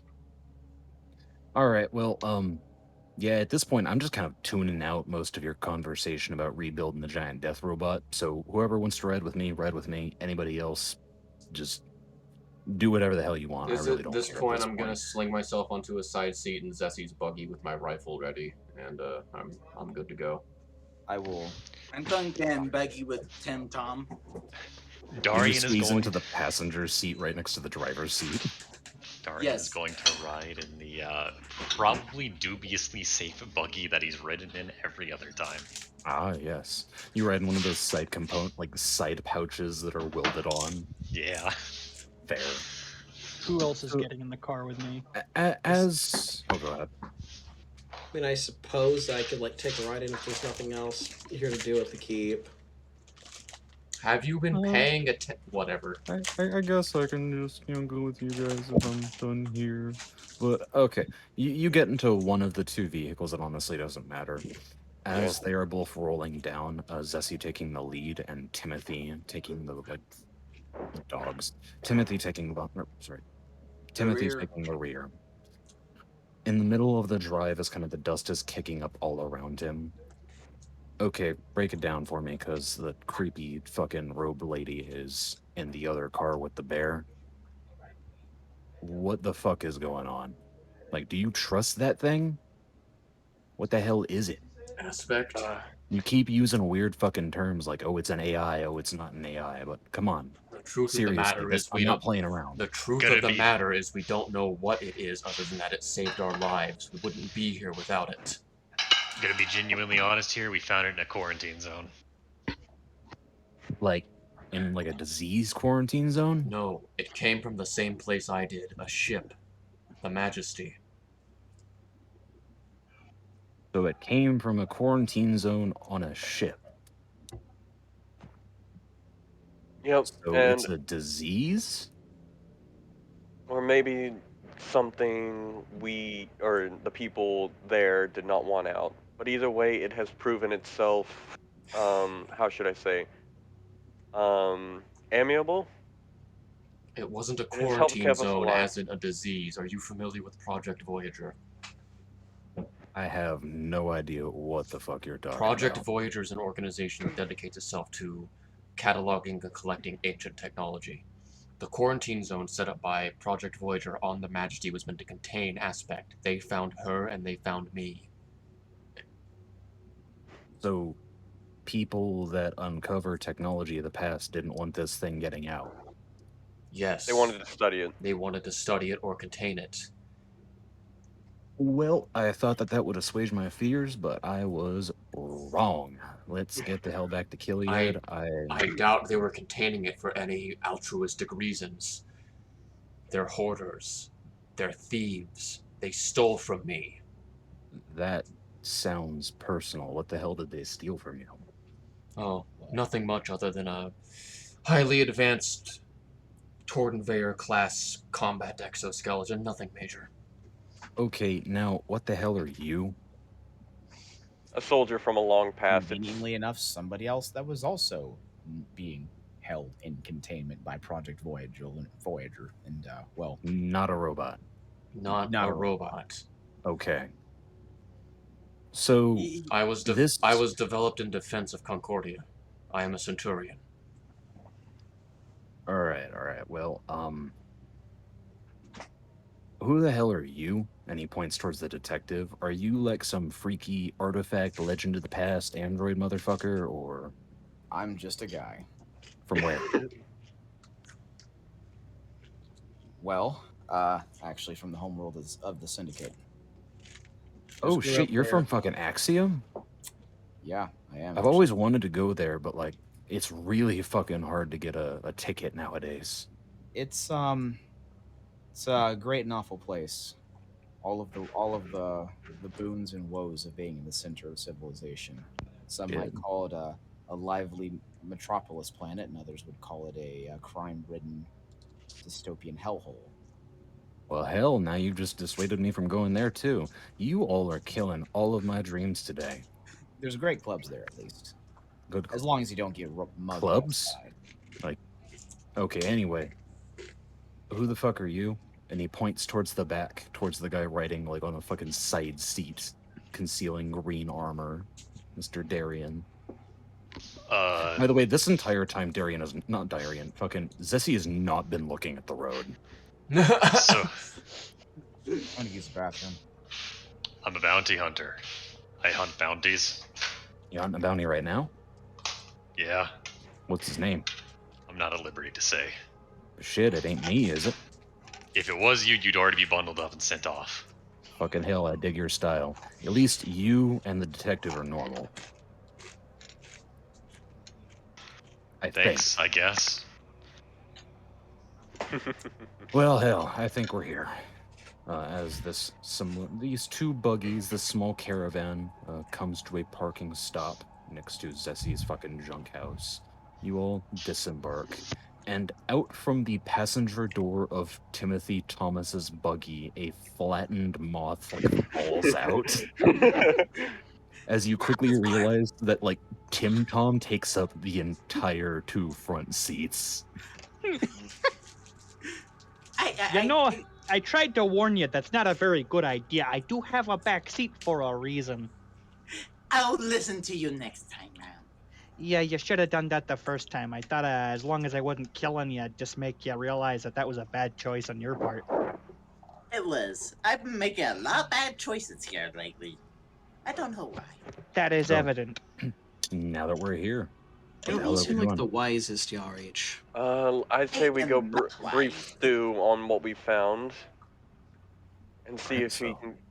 you take a bit of time informing Stu, getting him up to speed with everything that's going on.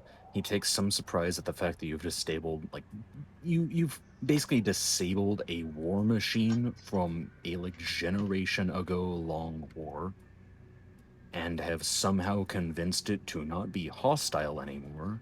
In addition, with the parts in the water purifier, he is more than happy to take those aside and have Zessie fix it. However, as we breach into the next stage of the conversation. All right, so I buy into all of this shit. Now what? Because we've got a bit of trouble on the horizon. Of course, there's those bandits. We've still got those Stenham fuckers breathing down our necks. What do you all think? I'm thinking Truthfully? that word's going to spread quickly once your purifier's fixed, and it might not stay fixed for long. We're going Why to do you be- think it'd spread quickly? Because I'm under the impression you're not exactly the most well-liked settlement in this area. Well, I suppose so. It could have been the Stenhams that sabotaged your purifier to begin with, employing some private mercenary company. You're going to need something to dissuade them from just doing that again. And that's where this thing comes in. That's where Indoom's Tread comes in. And in order to repair Indoom's Tread, we need Universal Polymer Base. Well then, I suppose we probably have a stock for something like that, but Perhaps a that trade. is- What kind of trade? We have several years worth of food rations, which should help out with the food situation here. And we will also be providing you an essential means to protecting your settlement if all goes well. And definitely something that most would think twice about engaging. I'm gonna be honest. I'm gonna express to you my full opinion of what is going on. I do not like that mech. I do not like that it attacked you. I do not like that it has a mind of its own. The idea of a trade intrigues me. I would be willing to part with those UPB, but I do not want that thing defend and kill yet, for two reasons. A, the way that you've described it, it sounds like it has some sense of mental instability. and that is not good for such a stable settlement, hopefully breaching and becoming more of a hamlet as time goes on. My second point is that once you all move on, because you're not staying here forever, we don't have any means of repairing that. Zessie ain't a mechanic. From what it sounds like, Aspect's the only person that can fix that, whatever the hell she is. And she just kind of like gives a quick nod, like acknowledging the weirdness of her own existence. I hate And to we'll- say it, but I and we'll think we take need it to with work us. something out with the Stenham. Either way, let's. If that's the way you want to go, then it's in the best interest to make sure your water purifier stays in one piece after this. Right. I did notice something. The water at the Stemhams was not working right. So, if you really want to join in, it would be a waste of time to just rebuild the stuff here, but rather at the Stemham. Wasn't aware That that the sounds like an Stenham's water purifier was all fucked up. stupid idea. Why are you suggesting It that gives- we Well, give you give parts the that we big guys got the for... power, or they're not gonna, you give the. We It got gives these the- parts for we got these parts for Kiliad, and you're suggesting we just give them to the Stenhams instead? No. Reverse softer. It will give Kiliad a means of negotiating with the Stenhams. If their water isn't working right and Kiliad's is, then the Stenhams can provide food with an honest trade of water. Now, I wasn't informed that the Stenham's water purifier was fucking up. Did you guys get some new information about that? This would be the I first I've noticed heard of it that too. I noticed that the water that was supposed to take care of the vineyard was not working. Well, I hate to break it to you, but that's not the reason why their vineyard's fucking up. Oh. Those purifiers can only collect so much water per day. And unfortunately, in order to survive, we have been plundering it from more of the extraneous veins that lead throughout the vineyard. I hate to say it, but we have been stealing from the rich to give to the poor. And that can cease. And if that's the case, then that'll also get the Stenhams more or less pacified, should we say. And maybe that'll give us a little more negotiating power with them. Very well done. Well, I have to say this is more than I expected a lot of you to be able to offer. When I had Timothy pick you all up from the wreckage, bring you back and patch you up, I kind of expected you just to tuck and run. I'm glad to see it that's the opposite. If we can work something out here, get some kind of protection like you were saying, I don't know if I'd be happy with it, but I think it's what's best for Kiliad. The fact of the matter remains that the Ashbel bandits are still very much active. So, if you can give us whatever rations that you collected, and get the Yari's just going to Stenhams, go away and grab the pillow cases. and get the Stenhams protect us from any further attacks, then I will let you collect the UPB from Zessie's shop. And he immediately goes, "Hey, don't I get a fucking say in this?" No. And he kind of puts a soothing hand over the matters and just goes, "We'll take care of something later." Like I said, you get those rations offloaded, you go talk to the Stenhams, you convince them that we need to meet up and talk about the shit. Yarich comes in dragging 4 bags. Yeah, speaking of which, I've been looking over these water purifier parts. There's a bit of a compatibility issue, but I think that I can get most of this to work. May I assist with the... Oh, don't worry about it. I think I got this. I may not be a military mechanic, but, like, this utility shit, that's literally my job. And there is... I understand that Zest- you're very excited to fix everything, but... Argued, I'd say Zessie's probably one of the best damn mechanics in all of fucking Kiliad. You don't know me, Bear. Shut the fuck up. I'm trying to be kind. I think he's one of the only mechanics in Kiliad. Yeah, that I think he It's has pretty to. low So bar that would then. make him one of the best. Either I'm sure way, he's competent enough. I say, hey Ceci, can we borrow your buggy again to get up to the Stinham Manor? Oh, sure. Take my UPB, take my buggy, take my life, take my pet, I guess. You want to keep complaining? Yet, You know how much worse of a place you'd be in right now if it weren't for us?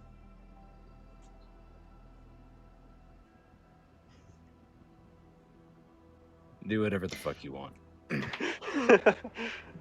Okay, it'll be back in one piece, Ceci. He just walks Probably. away. what He's time a of day is character. it by this point? It is probably nearing the end of midday. So, what do you all want to do? We need to discuss how we're going to Well, get the Stinhams to agree to this. I'm not sure we should be tipping our hands and just letting them know that Killian has a working water purifier now, because if we're correct about them funding mercenaries to sabotage Killian, they don't need to know that they have a working water purifier. We could say that due to the state of Heliad, we could, they would wish to negotiate with the Stenham. The goal is for a meeting, not the specifics of it being disclosed. But at the same time, Sal, you did raise a good point. If Killiad can supply water and the Stinhams can supply food, that would be agreeable. But that all assumes that the Stinhams even need water, which they might not. Either way, We for could water is a precious always- commodity here. You could always try and, make them want more water.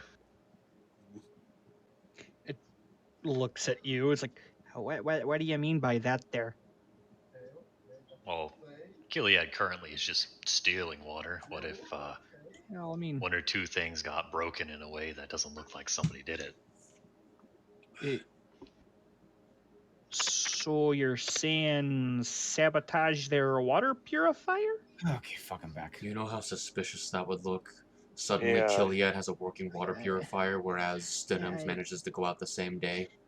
And Yeah, and I'm not gonna lie, that's this is a really small town here, and I don't think it's a good idea to have a large, town that's supplying a bunch of mercenaries, and then go mess with them and be kicking the hornet's nest and then have them come over down yonder and start causing problems. I actually kind of enjoy the company of a lot of these people. Have we not had this same conversation before and agreed that would be best to just be kind to both factions without sabotaging or taking from each other? if we are, I have had another brilliant idea. Oh no. What is it? There's a mech that no one has seen before. Do we know what the bandit's sigil looks like?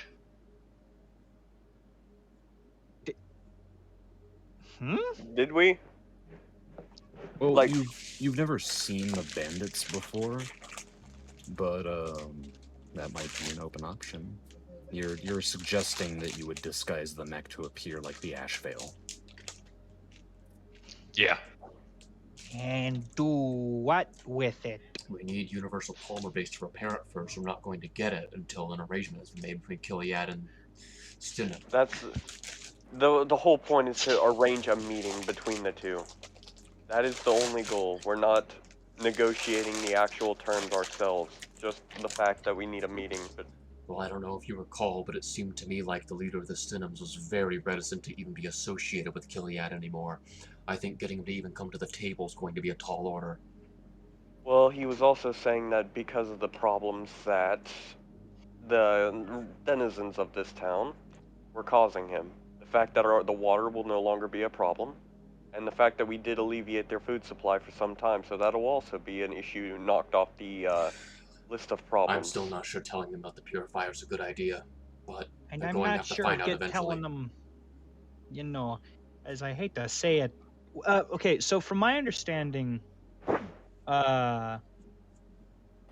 fucking the Stinhan is one of the old noble estates, right? So what you recall is that Stenham is like a noble family subservient to House Baldwin. Okay. from my understanding, are they amicable towards the people of this region, or are they just kind of dicks? They're just kind of dicks, especially after being unseated. Fair enough. Yeah, no, I hate to say this, but if we go up there and be saying, I'm going to have to agree with Centurion, if we go up there and be like, hello, we got the water purifier up here running and we got a bunch of food, I'm a little uncomfortable to see what the outcome of that would be because this place doesn't really have any good defenses. And I think telling them that they have good resources could potentially bring more armed conflict to this region. So, Then either way, we could just say that the leader of Gilead wants to meet to discuss protection against the bandits. so I out of personally- character, and I'm just splitting hairs out of character. Tim Tom wasn't there when I described the whole Centurion thing, so you would not know to call me that. But again, would you not I'm have just like an splitting ID? hairs. It would just say 447 on it, probably. Oh, okay. Then I would just say 447. Yeah. But I'm gonna have to agree with Sal over here, Mister. For all of you guys, we should probably go ahead and just try to get them to meet. Who the fuck Who keeps keeps Fucking Tyler. Tyler? Audio keeps cutting out. It seems that my desktop keeps switching from one audio device to another randomly. So, I think. Okay, what if we kidnap Stenham and bring him here to talk? No, I think that is a horrible idea, and I will not participate in such an event. Darian, did you receive special training to come up with bad ideas? I love this. I'm gonna be honest, I'm self-taught. Impressive. Impressive. Even better. Tim Tom reaches behind him, pulls out a small silver flask, unscrews it, takes a sip, screws it back, puts flask back. Regardless, we're going to have to go down there and find a way to get them to come to the table. And I'm not going to be the one doing the talking, believe me, I wasn't trained for that. It's probably going to be me and Ankros. Either way, we just need to arrange a meeting. Maybe that Gilead is looking, or that we've dissuaded the people of Gilead from taking from them anymore. And they are willing to negotiate for the promise of protection against the bandits. How you get Would them I to come to the be- table is your own business. Would I be taking too much initiative and requesting that we repair the mech first? I wouldn't. Yeah, be, we should I probably, wouldn't be. I wouldn't be opposed if Stu agreed to that. That would also give us a rather interesting advantage. The fact that we have a mech, and it would also dissuade aggressive action in response to any form of negotiation. If nothing else, if we're going to use the mech as a town defense tool as a bartering chip. But it also might Make sure we actually- trigger some weird of. Surely the plan isn't to just ride into the Stenham Manor on the back of But don't Doomtread. you think it could like Wait, cause we're an not gonna arms do race that? or something that could try and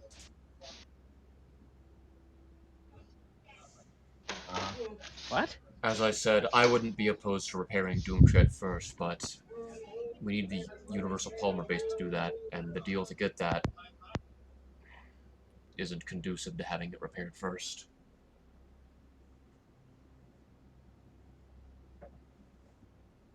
Hmm. So Seems unless we- Stu agrees to alter the deal and allow us the Polymer base first, we're going to have to handle getting Stenham to the table. Very well. Let's Is talk Stu, to is, Stu, and- is Stu with us? Is he here? At this point, you all have basically exited this area and are discussing your plans outside of Stu's office. Fair- Kind of walking fair around as enough. day is starting to break. If Day is any of starting you to want to decline. try to convince Stu that we should repair the mech first, now's the time. Otherwise, we need to get a move on. Yeah, I'm gonna look towards Ankros and see. You up for trying to convince him? Hey, Levi, as well. Yes. what's my relationship with Stu? I just know he's the sheriff, but do we You recall a bit of his own personal history. You're a bit like buddy with him, but like you're not completely attached. You're not friends. He knows you as the town doctor, and you know him as the community leader. He was a mercenary. He was a mercenary, but now he is like the protector and essentially the guardian of this town.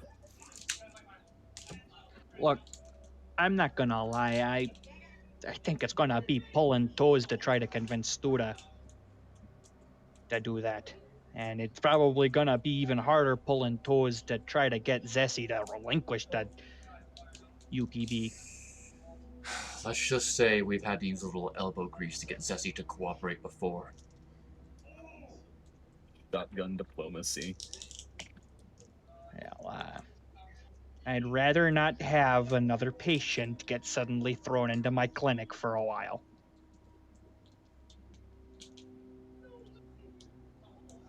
So, what are we doing?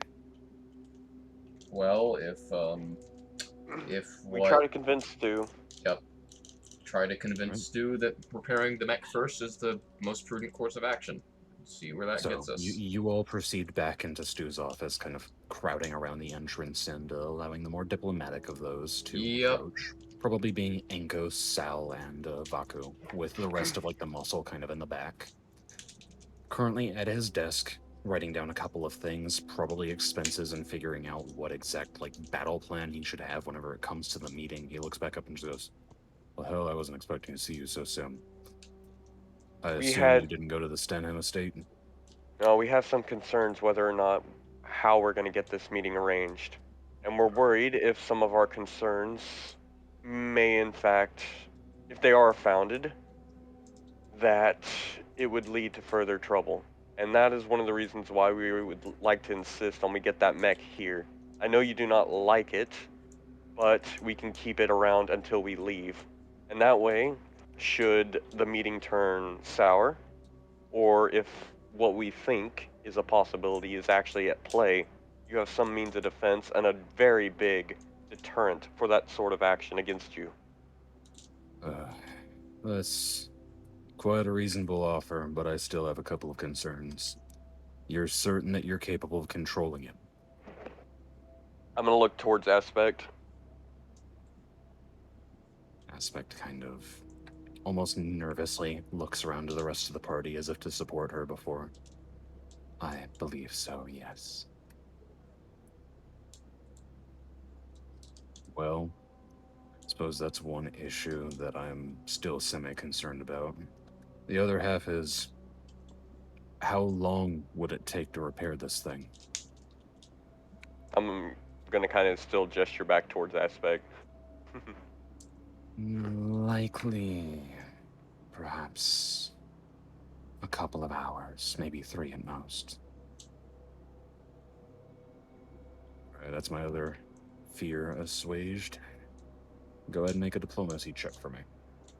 I just imagine Stu, this is the one to say that. Yeah, go ahead and make a diplomacy check for me. Pulls out some dice from his Okay.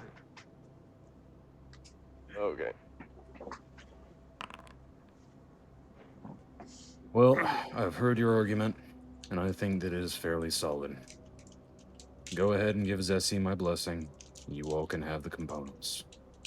I'm gonna kind of gesture. You think you can write it out? Because I have a feeling Zessie would be more along the lines of, if he ain't here, get out of my shop, and I'm gonna do an imitation of his voice. Yeah, fair point. All right. Yeah, fuck it. I'll come down there with you. He's a bit of a hard ass if you haven't noticed. Tim Tom kind of whispers in the side of like Sal's ears, like, "Hey, that was a pretty good imitation you did there." He's just gonna hold up an OK sign with his hand.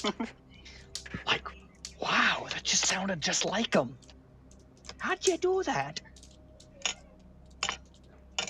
So, he's just you going to will, walk on on. the journey there, trek with Stu. Fortunately, it is unlocked and Stu is not barricading himself in. Not Stu, fucking Zessie is not barricading himself in like he did last time. Currently chatting with his little covey over the current state of affairs. Yeah, I figured you'd be around here. The shit's in the back for you. Just feel free to load it. take it literally like portion of my life's work collecting all the shit from around this place, but if you need it, go ahead. I'm not in any situation to So you refuse. okay? We're gonna give Stu just kind of a nod, like thanks, Stu and just kind of gives another nod. Zessie, we will figure some other recompense. I'm sure there is something that you want here that I have been denying you. And they both just kind of like nod in agreement. After maybe an hour, or probably more like 15 minutes of loading these UPB crates into the back of the buggy, you go ahead and I assume who wants to make the journey. I will. Yeah, I'll go Yeah, to. each I'll go will. to for security purposes. I mean, I'm an extra. I can. I mean, I have the other buggy, so. So everybody's gonna go. Yep. Sure. Yep. Alright. Yeah, I guess fuck it. Yeah. Fuck it, Well, why not? actually, Just I was having gonna a say, I'm trying to think if there's any good reason as to why we should keep people back in the town. That's a good thought process, because who knows what's fucking happening. I will actually stay back here and keep an eye on the town. Well, I mean, not many people do need to go. I have say the between- I Make have sure the there's no- anti-material rifle. Only one round left, but it's still the best defense against that thing if shit goes really wrong. So you guys can go where you want. I'm going. I just, Okay. I don't know. I have a weird itch that. If we Okay, that's leave, fine. fucking Then we can everything split the is party, gonna and some of happen. us can stay in the fucking town. 3 of us can stay here, and 3 of us can go to the ruin. I so say me. Nico's- I say me. You reach Sal and Aspect go, and the rest of you stay. I will give someone the keys to my buggy. Wait, do you need to take my buggy, or I can it don't. be I done don't with one think we vehicle? need Do. to take your buggy. Stu is lending us his. It'll be fun. Or that's Zezzy. Not my buggy. That's him. Yeah. Okay, so Okay. me, Sal, and who the fuck was the third other actual player who's going? Tyler, you reach. Yes. Yeah. Me, Sal, and Tyler and Aspect are going to the ruin. So that leaves Enkos, Darian, and Timothy. And Vaku are staying And here. All right, so that is So, the four you that guys are- want to go head back over to my place? As he kind of just offers the rest of the party that's staying. Sure. Yeah. There's That not doesn't much to sound bad. do here, so might as well. As we start walking. By the way, I noticed some of my things in my apartment were a little misplaced. Cutscene. Yeah, cutscene of just Timothy walking around and just being like, this is a bit weird. Kind of picking up the key out of that. I swear that's not where I left it. Goes over to the drawer. His papers are a bit out of place. Well, I guess I can ask him about it later. And cutscene over. Well, we did spend the night there, but me and Centurion spent most of it bathing and boiling water to make it safe to drink. You were bathing in the shower. Tim Tom takes Centurion off his was. Geiger counter, 447. turns on the water, holds the Geiger counter towards the water. Yeah, so you go ahead and take off your radiation badge from your chest, kind of clipped onto your vest, and as soon as you turn the shower on, it immediately goes. Oh, so it does pick up radio waves. No, that's the turns it off. The water's radioactive. Yeah, that's what I just said, right? Sure, glad I didn't It's drink all that spicy water. It's spicy water. Spicy water. No, there's a big difference there. There's a very large difference there, bub. I'm not even there, mate. I was just making a joke. Okay. You're not the brightest, are you? I'm gonna be honest, I woke up in a field a few months back. Okay, well, that's something. I imagine we're just having just having small talk. Wow. So, as all of you get kind of like tidied in his little fucking comfortable medical office, the rest of you make the journey back up to the Perendor Keep.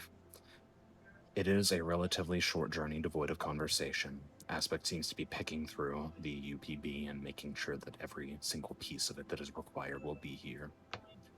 When you come to rest outside of the Parandor Keep, keeping in mind that there is no way to actually bring the buggy in, it is required for some of the more beefy party members to start offloading these crates and putting them in. I'll help with that, but as we do it, I'm going Yeah. to ask Aspect, if things go wrong, I need to know where to shoot to take it down. I don't think you'll need to shoot it. I hope you're But right. in the case that it does do something that I do not expect, perhaps redamaging its legs would suffice. It would enable us to get away quickly. To that, I nod and continue unloading UPB. Yeah. So when you actually bring the first crate in, and Aspect grabs the other crate, surprisingly strong, but not too strong. You start bringing these over, and as you cross through the damaged section of the wall, you find this very roughly damaged frame, kind of propped up on its one remaining leg and trying to keep the weight off of its damaged one. That optical sensor rotates over to face you, and it remains silent as you approach. The aura that it puts off is like aggressively uncomfortable. Like you are being watched by a predator that is much bigger than you. We're here to fix you. So seeing that it's looking at me, and I assume it recognizes me as the one who took its leg out of commission, it wasn't anything personal. It was you, or one of my friends. Well, friends, but I did what I had to do to keep someone safe. It doesn't respond to that.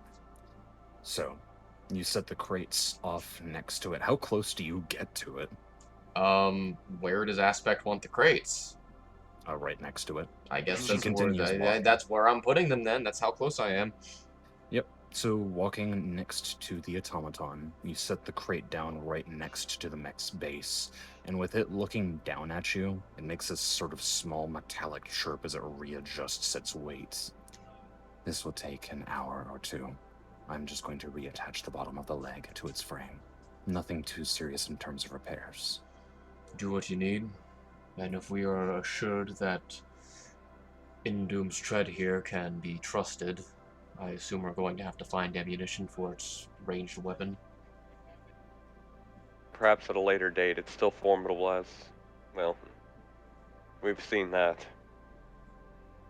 Perhaps in the future we can think of doing other things to it, but for now I would focus on bringing the leg into a manageable state. Well, unless I've missed something, everything you need right here. Indeed. If you need assistance with rebuilding, That's already- why I'm just gonna grab your. I'm gonna look down to your reach. That's why you're here. Just try not to get Yeah. smushed this time. I do require your tools. Mhm. So the two of you will begin working. The actual way that you are utilizing this polymer base is that it is a component that is designed to be assembled into variable configurations, and with certain tools, it is capable of being reshaped on the fly into components that you need. So over the course of hours, especially with Aspect's guidance and presumably diagnostics that you didn't know about, blueprints and layouts of this thing's base frame, the actuators and the actual damaged components that are being replaced. You shape these UPB over the course of these couple of hours. So as they are doing this, I have the anti-material rifle, and I've set up at the shortest range increment from which I can use it, and I'm in a prone position to fire it in case I need to do so. There. Oh, in the case that you are aiming the weapon at it, it is not like leaving its gaze from you. I'm not aiming the weapon directly at it at the moment, but I do have my scope trained over the general area so I can see everything that's going on. Right. It still seems to be staring at you. I understand entirely. So, as the process is completed, day is starting to creak into night. The dawn, or rather, it'd be dusk, right? Yeah, if we're going into Yes. night. It is becoming like twilight hours. Like shadows are beginning to cross over everything. Darkness is becoming apparent. It is growing on every surface. As it takes a tentative step, the actual new components grinding against their positions, it rises back to its full heights, kind of gives a few chirps, and looks down to Aspect. She turns over to the rest of the party. I have a surplus of UPB here. Not all of it was required for that process. If you would like, I can give him the capacity to speak his thoughts. Well, given that we were given this UBP... Oh god, it's talking again. Yeah, Drowning with God has voices in it. Given that this UBP was given to us to repair Doomtread, I say we... I'm removing that track. I say we let the old soldier speak his mind. Very well. It will perhaps take another 30 or so minutes. So, shaping a rudimentary speaker and repairing some of the components and its actual, sound system that it had.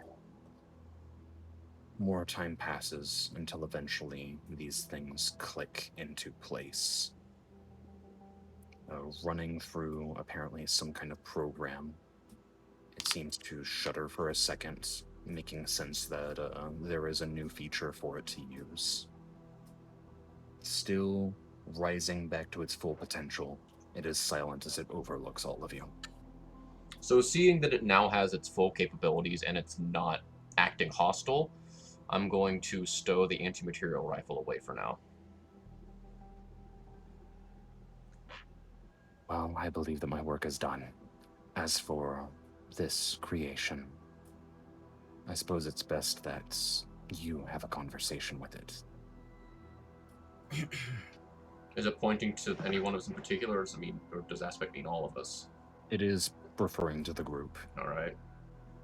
Well, I'm no good at talking, but it's worth a try. I'm gonna slide down from the ridge that I was encamped on and approach the mech. As you approach, it seems to realign its footing, become kind of solid and stop moving. You seem like you're in a better mood.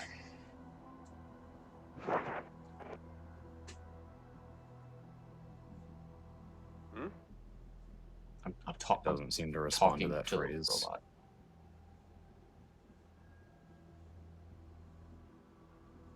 You know, I'm going to just say, you think your former pilot would like a proper burial? I believe that it would be the honorable way of proceeding. I'm just going to give a nod and I'm just going to say, sorry for the trouble we caused. We'll at least do this to make it right. There is no need to apologize. I am still processing this. We were protecting one another, and I would assume you know a thing or two about devoting yourself to a cause and protecting people who you swore to protect. Perhaps once. I'm sorry, what did Doomtread say? He said perhaps once. Perhaps And I should mention that this is overlaid by a thick, staticky filter because these speakers are not working that well. Then we'll give Volknir the dignified burial of a soldier. If you knew him, did he have any preference? I'm gonna kind of go over to where the corpse was.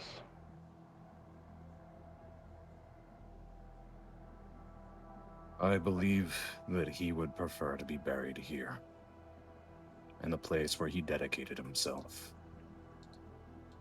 Yarich is going to begin digging a hole with his claws. I'm going to look around. Scratching at the ground, pulling clods of dirt and getting yourself filthy. I'm going to use perception to kind of see if there is a good, ideal spot, soft dirt, and kind of, Yeah, go ahead.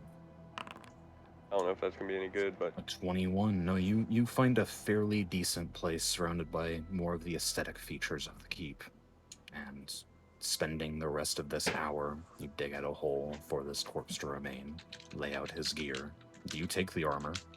No, it goes with him. No, that's dishonorable. You bury it with him and quickly clod over the dirt. There is no need for a sign. Being buried is good enough.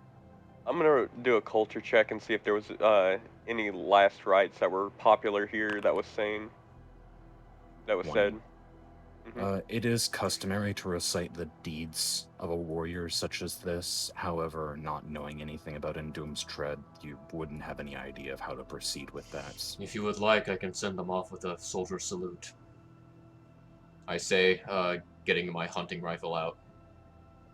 I do not understand this tradition, but I will allow you to do so.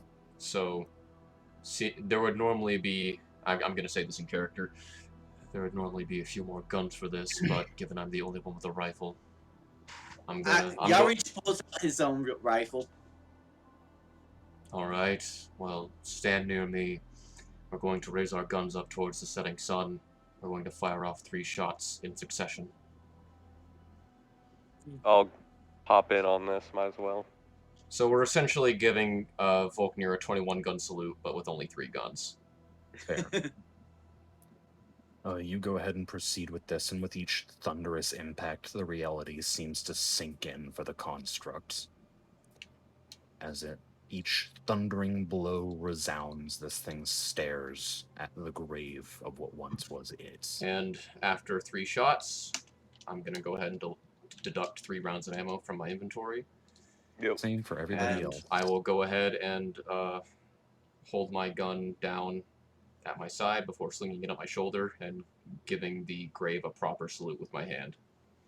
If we scoot far off into the distance, like a patch of grazing animals just gets the shit pummeled out of it. How can I just remove capacity? Go ahead and just fire these guns 3 times. Okay. Oh, I just took it out of my reserve ammo pool. Oh, so did I. Okay. You could Can't just really take you could just take it out of reserve ammo, but I guess this is fine too. It's fine. It is because of the fact that he has a battery, and it is not like physical ammunition. Oh, that makes sense. So, with that, there is still a silence between you and this thing. I understand you're going to need time to process everything, but there are still people who need your help.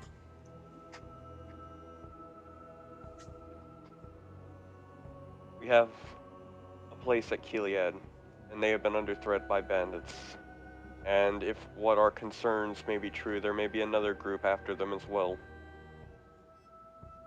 They may not want you there permanently, and when we move on, you would be able to follow if that is your wish.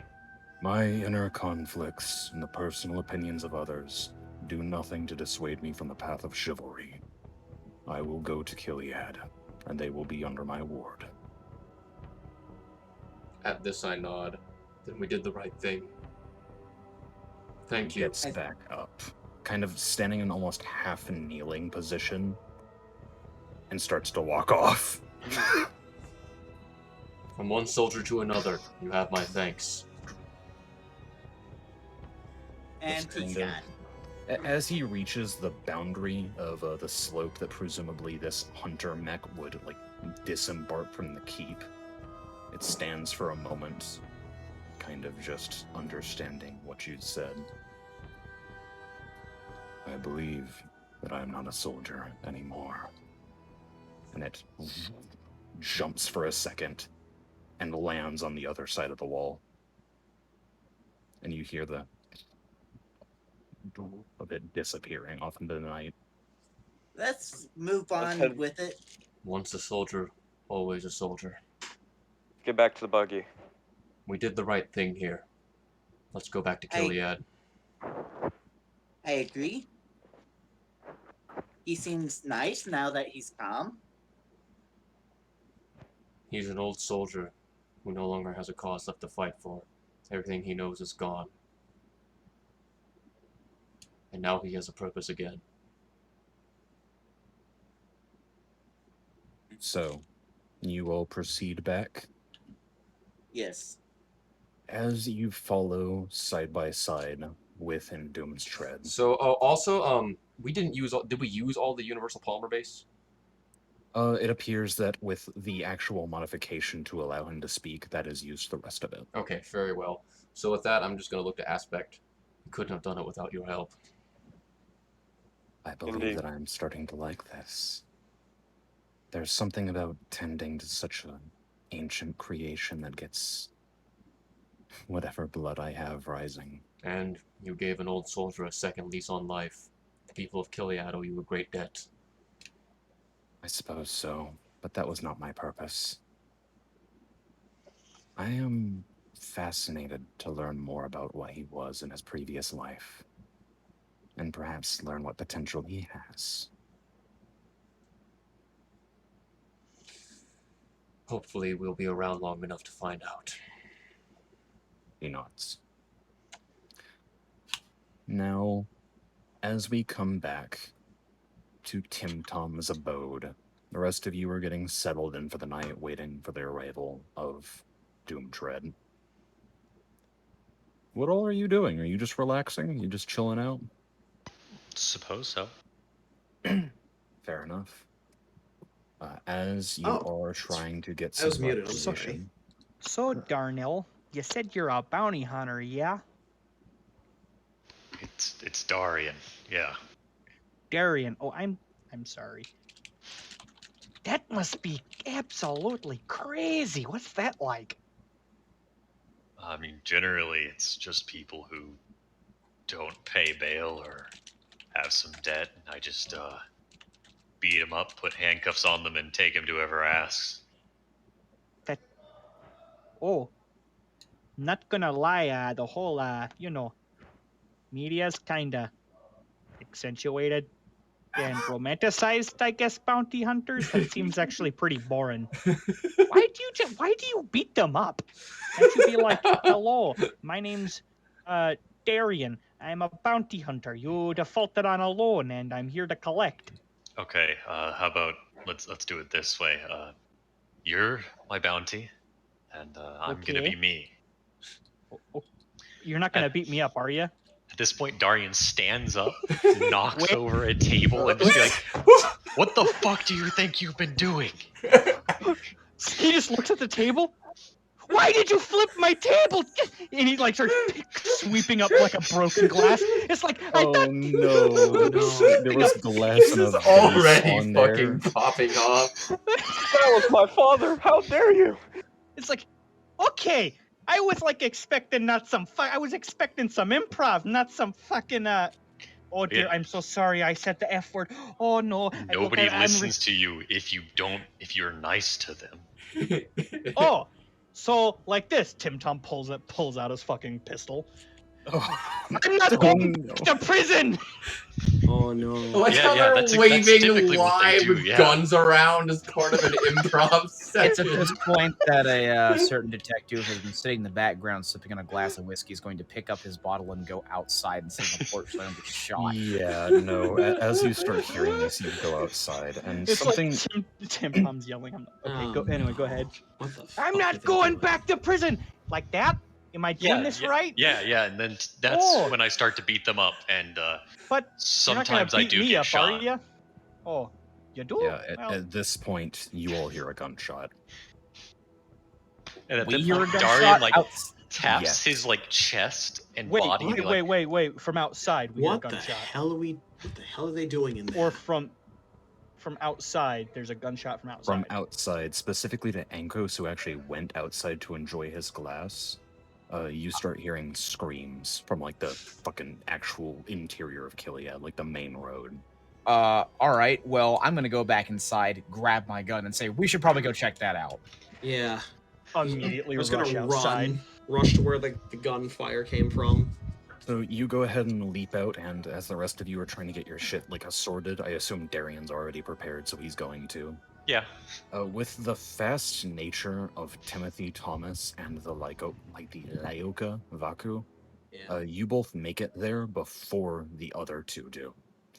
What you find are a bunch of like non-combatant civilians, individuals that you saw at the Rogue Baron, running and fleeing. Some are hiding behind buildings. All of them are in like this panicked craze, and over the din you hear what sounds like one of the more prominent members of the community just kind of like scream out, "It's them! It's the fucking Ashvale! Run for cover!" And they're all like scattering like insects. From the other side of the street, you see a group of 3 individuals, all holding rifles in sort of a dark greenish armor, concealing face masks. And behind them is the rumbling engine of an APC topped with a gunner. Stealth, We have get out of company. Holy shit. yeah, stealth, get out of line of sight. Yeah, immediately after I see that, I'm like, I gotta use the oh, restroom. I'll be shit. right back. Immediately just gets behind. I'm gonna get some water right quick. I'll be back. I will too get some water. Time for a break. Might have been Cool. good because recording, but whatever. I was gonna say, boy, I'm fucking starving. I guess I'll get something to snack on real quick. I have nothing to eat, and I'm waiting for either a long stop or the session to stop altogether to go to the store because I have had a sandwich today.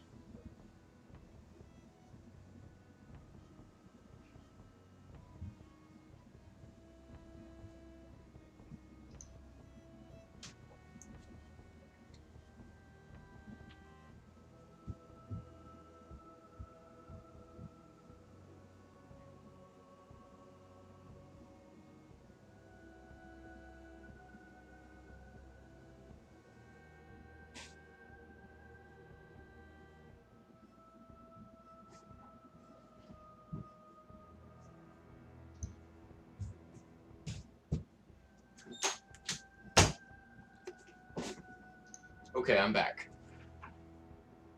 I And fuck- we have I to fight fucking him. knew something was gonna happen. I fucking knew the bandits were gonna fucking attack while we were gone. It's okay. Backup is coming.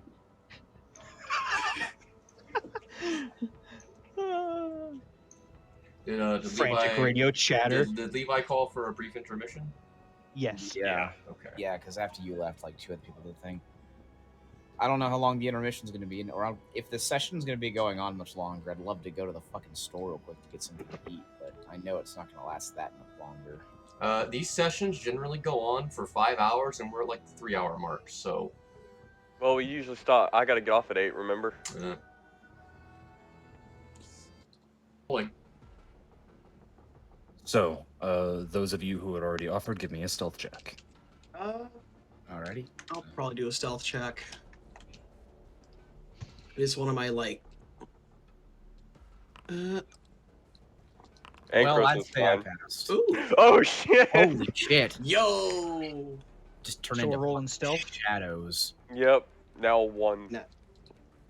It's gonna happen. Alright, we have 1 character left that needs to make one. I mean, it's not really his forte, but sure. Still gotta make it. That'll be. Stealth? Damn. So, with a majority success, you all creep like shadows along the streets of Kiliad. Still a rural town, there's tons of rubble and like kind of buildings to hide behind, but you're slipping closer and closer. You can see as these figures kind of step out into the light figuratively, that they are very clearly making their presence known and are yelling out at people. What is What it are that they you all are doing? Are there any of the guards away from the APC? they You all do stay see that they are kind of like spreading out in a fan-like formation as they are going down the streets of Kiliad. One person in particular is hanging off of the back of the APC, meaning that there are 4 in total. 3 on the streets, 1 hanging on the back turret. Can I get on my sci-fi phone and try to hail either Centurion, Sal, or Yirich? You go ahead and pull out your personal comm unit and attempt to get some service, but it is to no avail. Still keeping off to the side of the alleys. You do hear just kind of one of the guards shouting, "One of y'all get the hell out of here!" And if y'all don't start coming out, we're gonna start fucking shooting. It's kind of like that threatening somebody get out here and talk to us. You know what? Fuck it. All right. Tom kind of looks at you guys like, I guess we're doing this. I was gonna say Great. I'm going to keep the element of surprise. Well, Talk you to them. guys do that. I'll go out and talk. I'm going to keep my head down so- as well. Tim Tom. puts Darian his, is going to walk with Tim Tom, but behind Hey! him. Hey, hello. You I'm go the- ahead and round the corner. In front of these Tim three Tom has his individuals hand who up- all hands up. train their weapons on you. Tim Tom has his hands up. I'm Hel- Trying hello. to find a position to where I can train my weapon on them as well without being seen. Fair enough, you name's get to a Doc- pretty nice hideaway.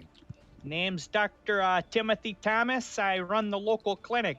How can I help you, fine gentlemen, today? Where the hell's the one that runs this place? It's one of the forward guards. Which ones you be talking about? God I damn it, did I mean- really get the stupid one? The fucking hey. leader. Well, I mean, it's really not a leader. It's kind of like a democracy thing. Like the whole town kind of chips together. Alright. Shut the fuck up. Come on. He starts leading you forward, both of you, still trained with a weapon towards the APC. From the back, the person hanging on kind of takes a moment, steps up onto the top of it, and with both boots coming down on top of the vehicle's hull, she looks down at you. Red eyes, kind of a set of rough goggles attached to her forehead, in armor and carrying a rifle. She sees the both of you approach. Well, if it ain't the doctor and one of the rats.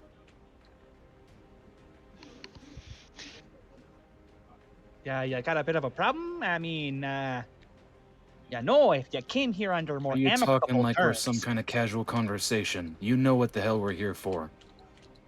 Ah, What a character. did I understand how long it would have took for them to get Doomtread back up and running, or in Doomtread back up and running? You're not entirely certain. You thought it was a couple of hours? It's been a couple of hours. Well, if ya go ahead and tell me, I might be able to help you out there. Your water purifier. You just got new parts for it? I'm afraid we're gonna have to take those off your hands. Unfortunately, our water purifier has been down for a bit. Some people bullshit came me. over and... Why would I bullshit ya? I'm not fucking with you. She shoots the ground in front of your feet. What did we do with the parts after we dropped them off here? Are they still just sitting in Zessie's shop? Could be. Maybe. Oh dear.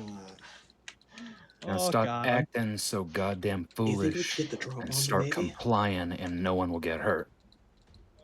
She looks over to the rest of her men. Scour these buildings. Go after the mechanic. I'm gonna try to fucking beat them to Zessie's shop and hide the parts. Sneak them out of town if I have to. As for you, she turns her Right. gaze towards the bear. Well, Look. I got a special plan for you. Do you want me to join with you? Or Yeah, why Keep an eye on now? I don't really think that's what? entirely necessary there. So, Darian is how- just kind of being quiet and watching the situation. How far is Tim Tom away from, say, an alleyway? you're fairly close to an assortment of buildings, but you're kind of in like one of those ghost town empty spaces. So you might have to run. They definitely get a shot off on you. But as she says, like, I've got a special plan for you. That is where tonight's session will end. Now, Well then, I really hope that this is the part where Doomtread will run I'm up. trying to stall, and if I have to, I will fucking murder people. You come into my town and start threatening my people, you're about to see an angry bear. If I was built for combat, I would have probably already tried to shoot this bitch in the head. But I know that as soon as I do, I'm gonna get you and Tim, or fucking Darian and Tim Tom killed. Or they might Probably. just go on a rampage and start shooting everyone.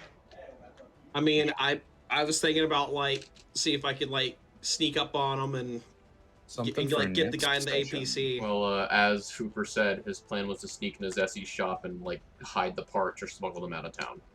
Yeah. Yeah. And my ass is just trying to stall. Alright, well, I hope you enjoyed tonight's session. I know it was a I bit did. ramshackle and a bit fucked up near the beginning, but It's fine. I enjoyed it. Well, All right, I'm gonna gonna cut the go ahead recording and hop here. off.